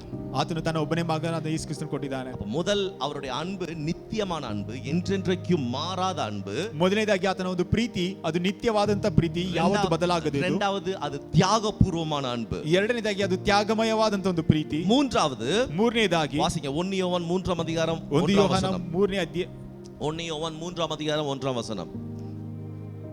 1 ಯೋಹಾನ 3ನೇ ಅಧ್ಯಾಯ 1ನೇ ವಾಕ್ಯ.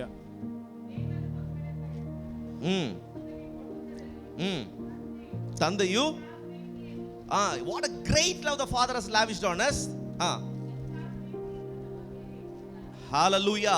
நாம் தேவனுடைய பிள்ளைகள் என்று அழைக்கப்படுவதனால பிதாவானவர் நமக்கு பாராட்டின அன்பு எவ்வளவு பெரிதென்று பாருங்கள் என்று சொல்கின்றார். ದೇವರ ಮಕ್ಕಳೆಂಬ ಹೆಸರನ್ನು ನಮಗೆ ಕೊಡುವುದರಲ್ಲಿ ತಂದೆಯು ಎಂತ ಪ್ರೀತಿಯನ್ನ ನಮ್ಮ ಮೇಲೆ ಇಟ್ಟಿದ್ದಾನೆ ನೋಡಿರಿ ಎಂಬುದಾಗಿ. இந்த அன்பு எப்படிப்பட்டதுனா, ಈ ಒಂದು ಪ್ರೀತಿ ಎಂತದು ಎಂಬುದನ್ನು ನೋಡುವಾಗ அடாப்டிவ் லவ்.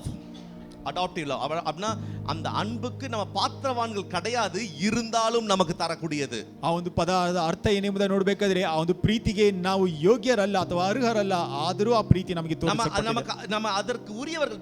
நம்ம தேவனுடைய பிள்ளைகள், டைரக்டா நம்ம தேவனுடைய பிள்ளைகள் கிடையாது. ನಾವು ದೇವರ ಮಕ್ಕಳ நம்ம ಡೈರೆಕ್ಟ್ ಆಗಿ ನೋಡಬೇಕಾದ್ರೆ ನಾವು ದೇವರ ಮಕ್ಕಳಲ್ಲ. நம்ம பிள்ளைகள் ஆகிறோம்னா, ಆದರೆ ಯಾವ ರೀತಿ ನಾವು ಆತನ ಮಕ್ಕಳಾಗುತ್ತೇವೆ ಅಂದ್ರೆ, காருண்யத்தினால் அவரை நம்மை அழைத்திருக்கின்றார், நம்மளை தெரிந்து கொண்டிருக்கிறார், நம்மளை பெற்றெடுத்திருக்கின்றார். ಆತನ ಒಂದು ಕಾರುಣ್ಯದಿಂದ ಆತ ನಮ್ಮನ್ನ ಆರಿಸಿಕೊಂಡಿದ್ದಾನೆ, ತೆಗೆದಿದ್ದಾನೆ, ನಮ್ಮನಿಗೆ ಒಂದು ಜನನವನ್ನ ನೀಡಿದ್ದಾನೆ. அப்படினா என்ன அர்த்தம்னா, ಅದರ ಅರ್ಥವೇನೆಂದ್ರೆ நம்மளை அடாப்ட் பண்ணிருக்கிறாராம். ನಮ್ಮನ್ನ ಆತನು புத்திர ಸ್ವೀಕಾರ. அது வாசிங்க அந்த ரோமர் 8 அதிகாரத்துல 8:15 வாசிங்க. அந்தபடி பெறாமல்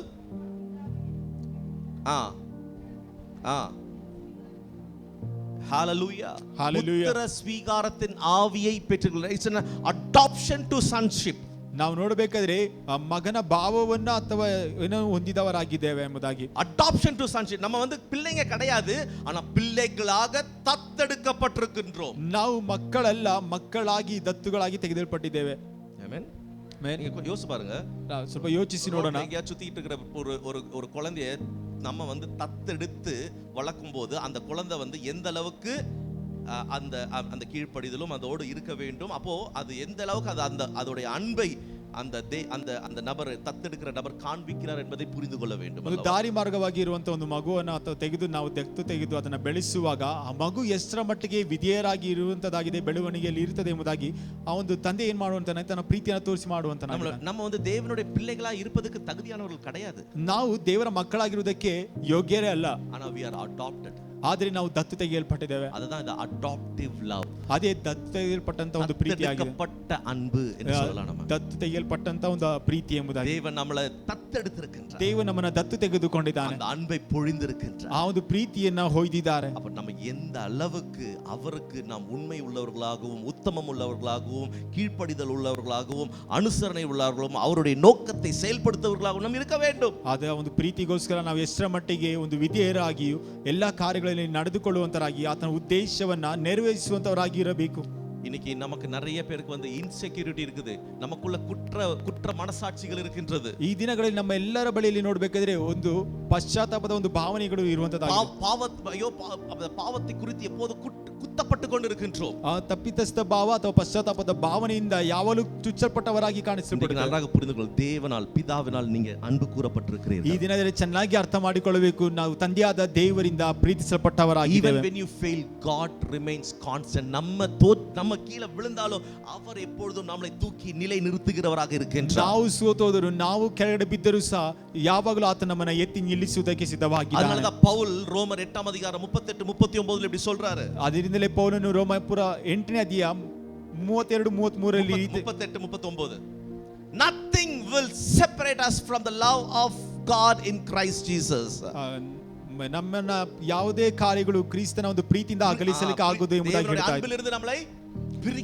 ದೇವರ ಪ್ರೀತಿಯಿಂದ ನಮ್ಮನ್ನು ಅಗಲಿಸಲಿಕ್ಕೆ ಆಗುವುದು ಎಂಬುದಾಗಿ. ಅನ್ಪಾನ ದೇವಜನಮೇ, ಪ್ರೀತಿಯುಳ್ಳ ದೇವಜನರೇ, யோவான் 13:35 ರೋಮ 13:35 ಯೇಸು ಕ್ರಿಸ್ತು இப்படி தான் சொல்றாரு.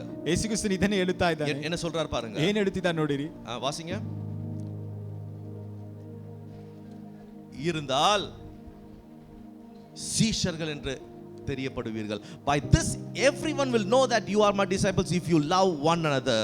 ನೀವು ಒಬ್ಬರನ್ನೊಬ್ಬರು ಪ್ರೀತಿಸುವುದಾದರೆ ಇದರ ಮುಖಾಂತರ ಎಲ್ಲರಿಗೂ ಸಹ ಗೊತ್ತಾಗುವಂತದಾಗಿದೆ ನೀವು ನನ್ನ ಶಿಷ್ಯರು ಎಂಬುದಾಗಿ. நீங்க தேவனால் அன்பு கூறப்பட்டவர்கள் என்பதை நீங்க புரிந்து கொண்டு அந்த அன்பினால் உள்ள சமூகமாக நம்ம மாறினோம் என்றால் தான் நாம் சீஷர்களாக அழைக்கப்படுகின்றோம். ನೀವು ದೇವರ ಒಂದು ಪ್ರೀತಿಯನ್ನು ಅರ್ಥ ಮಾಡಿಕೊಂಡು ಆತನ ಪ್ರೀತಿಯ ಮುಖಾಂತರವಾಗಿ ಇತರರನ್ನು ನಾವು ಪ್ರೀತಿಸುವಾಗ ನಾವು ಆತನ ಶಿಷ್ಯರು ಎಂಬುದಾಗಿ ತಿಳಿದುಕೊಳ್ಳುತ್ತೇವೆ. தேவனுடைய அந்த அன்பை பெற்ற நாம் அன்பை பிரதிபலிக்க அழைக்கப்பட்டிருக்கின்றோம். ಆ ಒಂದು ಪ್ರೀತಿಯನ್ನು ಹೊಂದಿದಂತ ನಾವುಗಳು ಆ ಪ್ರೀತಿಯನ್ನು ಪ್ರತಿಬಿಂಬಿಸುವುದಕ್ಕೆ ನಾವು ಕರೆಯಲ್ಪಟ್ಟಿದ್ದೇವೆ. வைராக்கியமும் எரிச்சலும் கோபமும் மன்னியாத தன்மையும் வைத்துக்கொண்டு நாம் விசுவாசிகள் என்று சொல்வதற்கு அர்த்தம் அல்ல.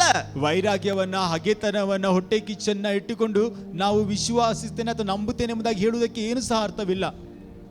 அடையாளம் என்னங்க? ಆ ಒಂದು ಗುರುತು ಏನಾಗಿದೆ? இரண்டாவது அடையாளம் இன்னைக்கு நம்ம பார்த்தது. ಈ ಒಂದು ದಿನದಲ್ಲಿ ಎರಡನೇ ಒಂದು ಗುರುತು loved by the Father. ನಾವು ತಂದೆಯಾದ ದೇವರಿಂದ ಪ್ರೀತಿಸಲ್ಪಟ್ಟವರಾಗಿದೆ. அந்த அன்பை பெற்ற நாம், ಆ ಒಂದು ಪ್ರೀತಿಯನ್ನು ಅಂಗೀಕರಿಸಿದಂತ ನಾವು, ಉಡன்பಡಿಕೆயின் ಅன்பை பெற்ற நாம், ಆ ಒಡಂಬಡಿಕೆಯ ಪ್ರೀತಿಯನ್ನು ಹೊಂದಿದಂತ ನಾವು, ಅன்பை பெற்ற நாம், ಆ ಒಂದು ನಿತ್ಯ ಪ್ರೀತಿಯನ್ನು ಹೊಂದಿದಂತ ನಾವು, தத்தெடுக்கப்பட்ட அன்பை பெற்ற நாம், ಆ ಒಂದು ದತ್ತುವಿನ ಒಂದು ಪ್ರೀತಿಯನ್ನು ಹೊಂದಿದಂತ ನಾವುಗಳು மற்றவர்களுக்கு அன்பை பிரதிபலிக்க தான் நம்மளை தேவன் அழைத்திருக்கிறார். ಇತರರಿಗೆ ಆ ಒಂದು ಪ್ರೀತಿಯನ್ನು ಪ್ರತಿಬಿಂಬಿಸುವುದಕ್ಕೋಸ್ಕರವೇ ಕರೆಯಲ್ಪಟ್ಟಿದೆ. ಉறவுகளுக்குள்ள, ಸಂಬಂಧಗಳಲ್ಲಿ, மன்னிப்புல, ಒಂದು ಕ್ಷಮೆಗಳಲ್ಲಿ, ஒற்றுமையில, ಒಂದು ಏಕತೆಯಲ್ಲಿ, ஒவ்வொன்றிலும் தெய்வீக அன்பை நாம் வெளிப்படுத்த வேண்டும். ಪ್ರತಿ ಒಂದೊಂದರಲ್ಲೂ ಸಹ ದೇವರ ದೈವಿಕ ಪ್ರೀತಿಯನ್ನು ಪ್ರತಿಬಿಂಬಿಸುವಂತರಾಗಿರಬೇಕು. இது சொல்ற விஷயம் 2 பேதுரு 1 அதிகாரத்துல படிப்படியா ஒரு ஸ்டெப் இருக்கு, ஒரு லேடர் இருக்குது, ஒரு ஸ்டெப் இருக்குது. விசுவாசத்துல ஓடு ஒன்னொன்னா போய் அது கடைசில எங்க முடியுதுன்னா அகாப்பே அன்பல தான் முடியுது. அதுதான் ஆவிக்குரிய முதிர்ச்சி என்று பார்க்கிறோம். ಪೇತ್ರನ ಪತ್ರಿಕೆ ನೋಡಬೇಕಾದ್ರೆ ಒಂದೊಂದು ಹಂತವಾಗಿ ಅದು ಹೋಗುತ್ತಾ ಕಡೆಯದಾಗಿ ಒಂದು ತ್ಯಾಗಮಯವಾದಂತಹ ಪ್ರೀತಿಯಲ್ಲಿ ಅದು ಮುಗಿಯುವಂತದ್ದಾಗಿದೆ. 2 பேதுரு 1ஆம் அதிகாரம் 5ஆம் வசனத்திலிருந்து படிச்சு பாருங்க. 2 ಪೇತ್ರ 1ನೇ ಅಧ್ಯಾಯ 5ನೇ ವಾಕ್ಯದಿಂದ ಓದಿ ನೋಡಿರಿ. விசுவாசத்தோடே ನಮ್ಮ தைரியத்தோடே ஞானத்தையும், ஞானத்தோடே இச்சையடக்கத்தையும், இச்சையடக்கத்தோடே பொறுமையும், தெய்வ பக்தியோடு சகோதர சிநேகத்தையும், சகோதர சிநேகத்தோடு சொல்லுங்க கடைசியா அன்பையும் கூட்டி கூட்டி கூட்டி increasing measure ಪ್ರೀತಿಯನ್ನ ಕೂಡಿಸಿಕೊಟ್ಟಿದ್ದಾನೆ. அன்பான தேவஜனமே, ಪ್ರೀತಿಯುಳ್ಳ ದೇವಜನರೇ, இன்னைக்கு அன்பு நமக்குள்ள இருந்து எப்படி ஓடணும்னா வழிந்து ஓட வேண்டும். ಈ ದಿನದಲ್ಲಿ ಪ್ರೀತಿ ನಮ್ಮಲ್ಲಿ ಯಾವ ರೀತಿಯಲ್ಲಿ ಬರಬೇಕಂದ್ರೆ ಅದು ಹಾಗೆ ಹರಿದು ಹೋಗಬೇಕು. அதுதான் ரோமர் 5ஆம் அதிகாரம் 6ஆம் வசனத்துல, ரோமர் 5:5 பாருங்க. ರೋಮ 5:5 ನೋಡಿರಿ, நமக்குள்ள ஊற்றப்பட்டிருக்குது, ನಮ್ಮಲ್ಲಿ ಹೊಯ್ಯಲ್ಪಟ್ಟಿದೆ. பரிசுத்த ஆவியினாலே எல்லாரும் நல்லா கவனிங்க அந்த வசனத்தை. ಆ ಒಂದು ವಾಕ್ಯವನ್ನು ಎಲ್ಲರೂ ಗಮನಿಸೋಣ. பரிசுத்த ஆவியின் மூலமாக நமக்குள்ள என்ன ஊற்றப்பட்டிருக்கிறதா? இது கன்னட ரொம்ப அழகா இருக்கு, ಪ್ರೀತಿ ರಸ. அப்படின்னா அந்த அன்பு ஊற்றப்பட்டு, it's poured out, the God's love is poured out in our lives. ದೇವರ ಒಂದು ಪ್ರೀತಿಯು ನಮ್ಮ ಒಂದು ಜೀವಿತಗಳಲ್ಲಿ ಸುರಿಸಲ್ಪಟ್ಟಿದೆ, ಅದು ಧಾರಾಳವಾಗಿ ಸುರಿಸಲ್ಪಟ್ಟಿದೆ. ஊற்றப்பட்டிருக்கிற தெய்வ அன்பை வச்சுக்கிட்டு வெறுப்பும் பகையும் போராட்டமும் வச்சுக்கிட்டு இருந்தா, அப்ப உண்மையாக ஊற்றப்பட்டிருக்கிறான்னு போகும்போது எங்க போகுதுன்னா, உண்மையா ரட்சிக்கப்பட்டிருக்கிறோமா என்ற ஒரு கொஸ்டின்கே போகுதுங்க. ಧಾರಾಳವಾದಂತ ಪ್ರೀತಿಯನ್ನು ಸುರಿಸಿರುವಾಗ ನಮ್ಮಲ್ಲಿ ಹೊಟ್ಟೆ ಕಿಚ್ಚು, ಹಗೆತನ, ಹೋರಾಟಗಳನ್ನು ಇಟ್ಟುಕೊಳ್ಳುವುದಾದರೆ ನಮ್ಮಲ್ಲಿ ನಿಜವಾಗಿ ಕಡೆದಾಗಿ ಪ್ರಶ್ನೆ ಎಲ್ಲಿಗೆ ಬರುವಂತದಾಗಿದೆ, ನಾವು ನಿಜವಾಗಿಯೂ ರಕ್ಷಿಸಲ್ಪಟ್ಟಿದ್ದೇವಾ ಎಂಬ ಒಂದು ಕಾರ್ಯಕ್ಕೆ.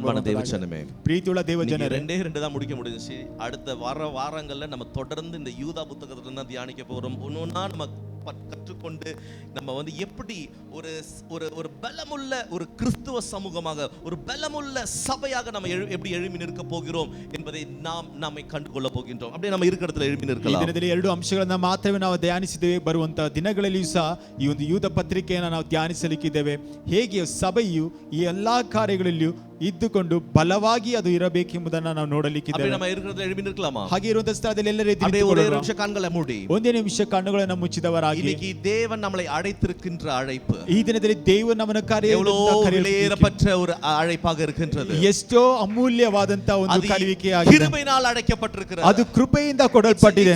God's grace that we are called out. ನಾವು ದೇವರ ಒಂದು ಕೃಪೆಯಿಂದ ಅದು ನಮಗೆ ಕೊಡಲ್ಪಟ್ಟದಾಗಿದೆ. தகுதியானவர்கள் பாத்திரவான்கள் அல்ல, ನಾವು ಅದಕ್ಕೆ ಅರ್ಹರೇ ಅಲ್ಲ. ஆனாலும் தேவன் நம்மளை அழைத்திருக்கின்றார். ಆದರೂ ಸಹ ದೇವನವನ ಕರೆದಿದ್ದಾನೆ. எவ்வளவு ஒரு பெரிய அன்பு அது, ಎಷ್ಟೋ ದೊಡ್ಡ ಒಂದು ಪ್ರೀತಿ. அவருடைய அன்பு என்றென்றும் மாறாததாக இருக்கின்றது. ಆತನ ಪ್ರೀತಿಯು ಯಾವಾಗಲೂ ಬದಲಾಗದೆ ಅಂತದಾಗಿದೆ. நம்மளை அழைத்திருக்கிறார், ನಮ್ಮನ್ನು ಕರೆದಿದ್ದಾರೆ, நம்மளை நேசித்திருக்கின்றார், ನಮ್ಮನ್ನು ಪ್ರೀತಿಸಿದ್ದಾನೆ. கிறிஸ்து இயேசுவுக்குள் நம்மளை பாதுகாத்துக் கொண்டிருக்கின்றார். ಕ್ರಿಸ್ತ ಯೇಸುವಿನಲ್ಲಿ ನಮ್ಮನ್ನು ಕಾಯುತ್ತಿದ್ದಾನೆ. இன்னைக்கு இந்த அழைப்புல நம்ம நிற்கிறோமா? ಈ ದಿನದಲ್ಲಿ ನಾವು ಒಂದು ಕರೆಯುವಿಕೆ ನಾವು ನಿಂತಿದ್ದೇವೆ. கொடுத்திருக்கிற அழைப்பை நான் அறிந்து இருக்கிறேனா?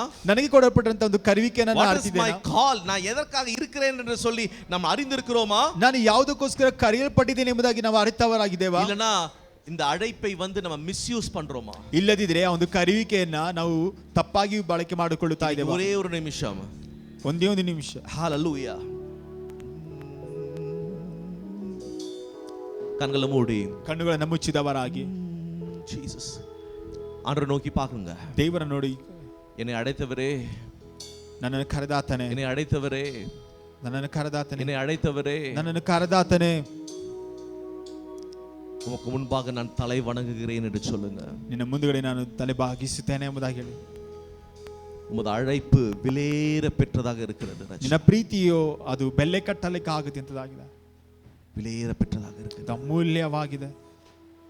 அந்த அழைப்புக்கு பாத்திரவானாய் நடந்து கொள்ள நான் ஒப்பு கொடுக்கிறேன் என்று சொல்லுங்க. ಆ ಒಂದು ಪ್ರೀತಿಗೆ ಪಾತ್ರವನ್ನಾಗಿ ಕರ್ತನೇ ನಮ್ಮನ್ನು ಒಪ್ಪಿಸಿಕೊಡುತ್ತೇನೆ. அழைப்புக்கு பாத்திரவான்களாய் நடந்து கொள்ள நான் ஒப்பு கொடுக்கிறேன். ಕರೆಯುವಿಕೆಗೆ ಪಾತ್ರವನ್ನಾಗಿ ನಾನು ನಡೆದುಕೊಳ್ಳುತ್ತೇನೆ, ಒಪ್ಪಿಸಿಕೊಡುತ್ತೇನೆ. பாத்திரவானாய் நடந்து கொள்ள நான் ஒப்பு கொடுக்கிறேன். ನನ್ನ ಪ್ರೀತಿಗೆ ಪಾತ್ರವನ್ನಾಗಿ ಇರುವುದಕ್ಕೋಸ್ಕರ ನಾನು ಒಪ್ಪಿಸಿಕೊಡುತ್ತೇನೆ. அழைத்தவரே, அழைத்தவரே, என்னூழியத்தின் ஆதாரமே, அழைத்தவரே, அழைத்தவரே, ஊழியத்தின் ஆதாரமே.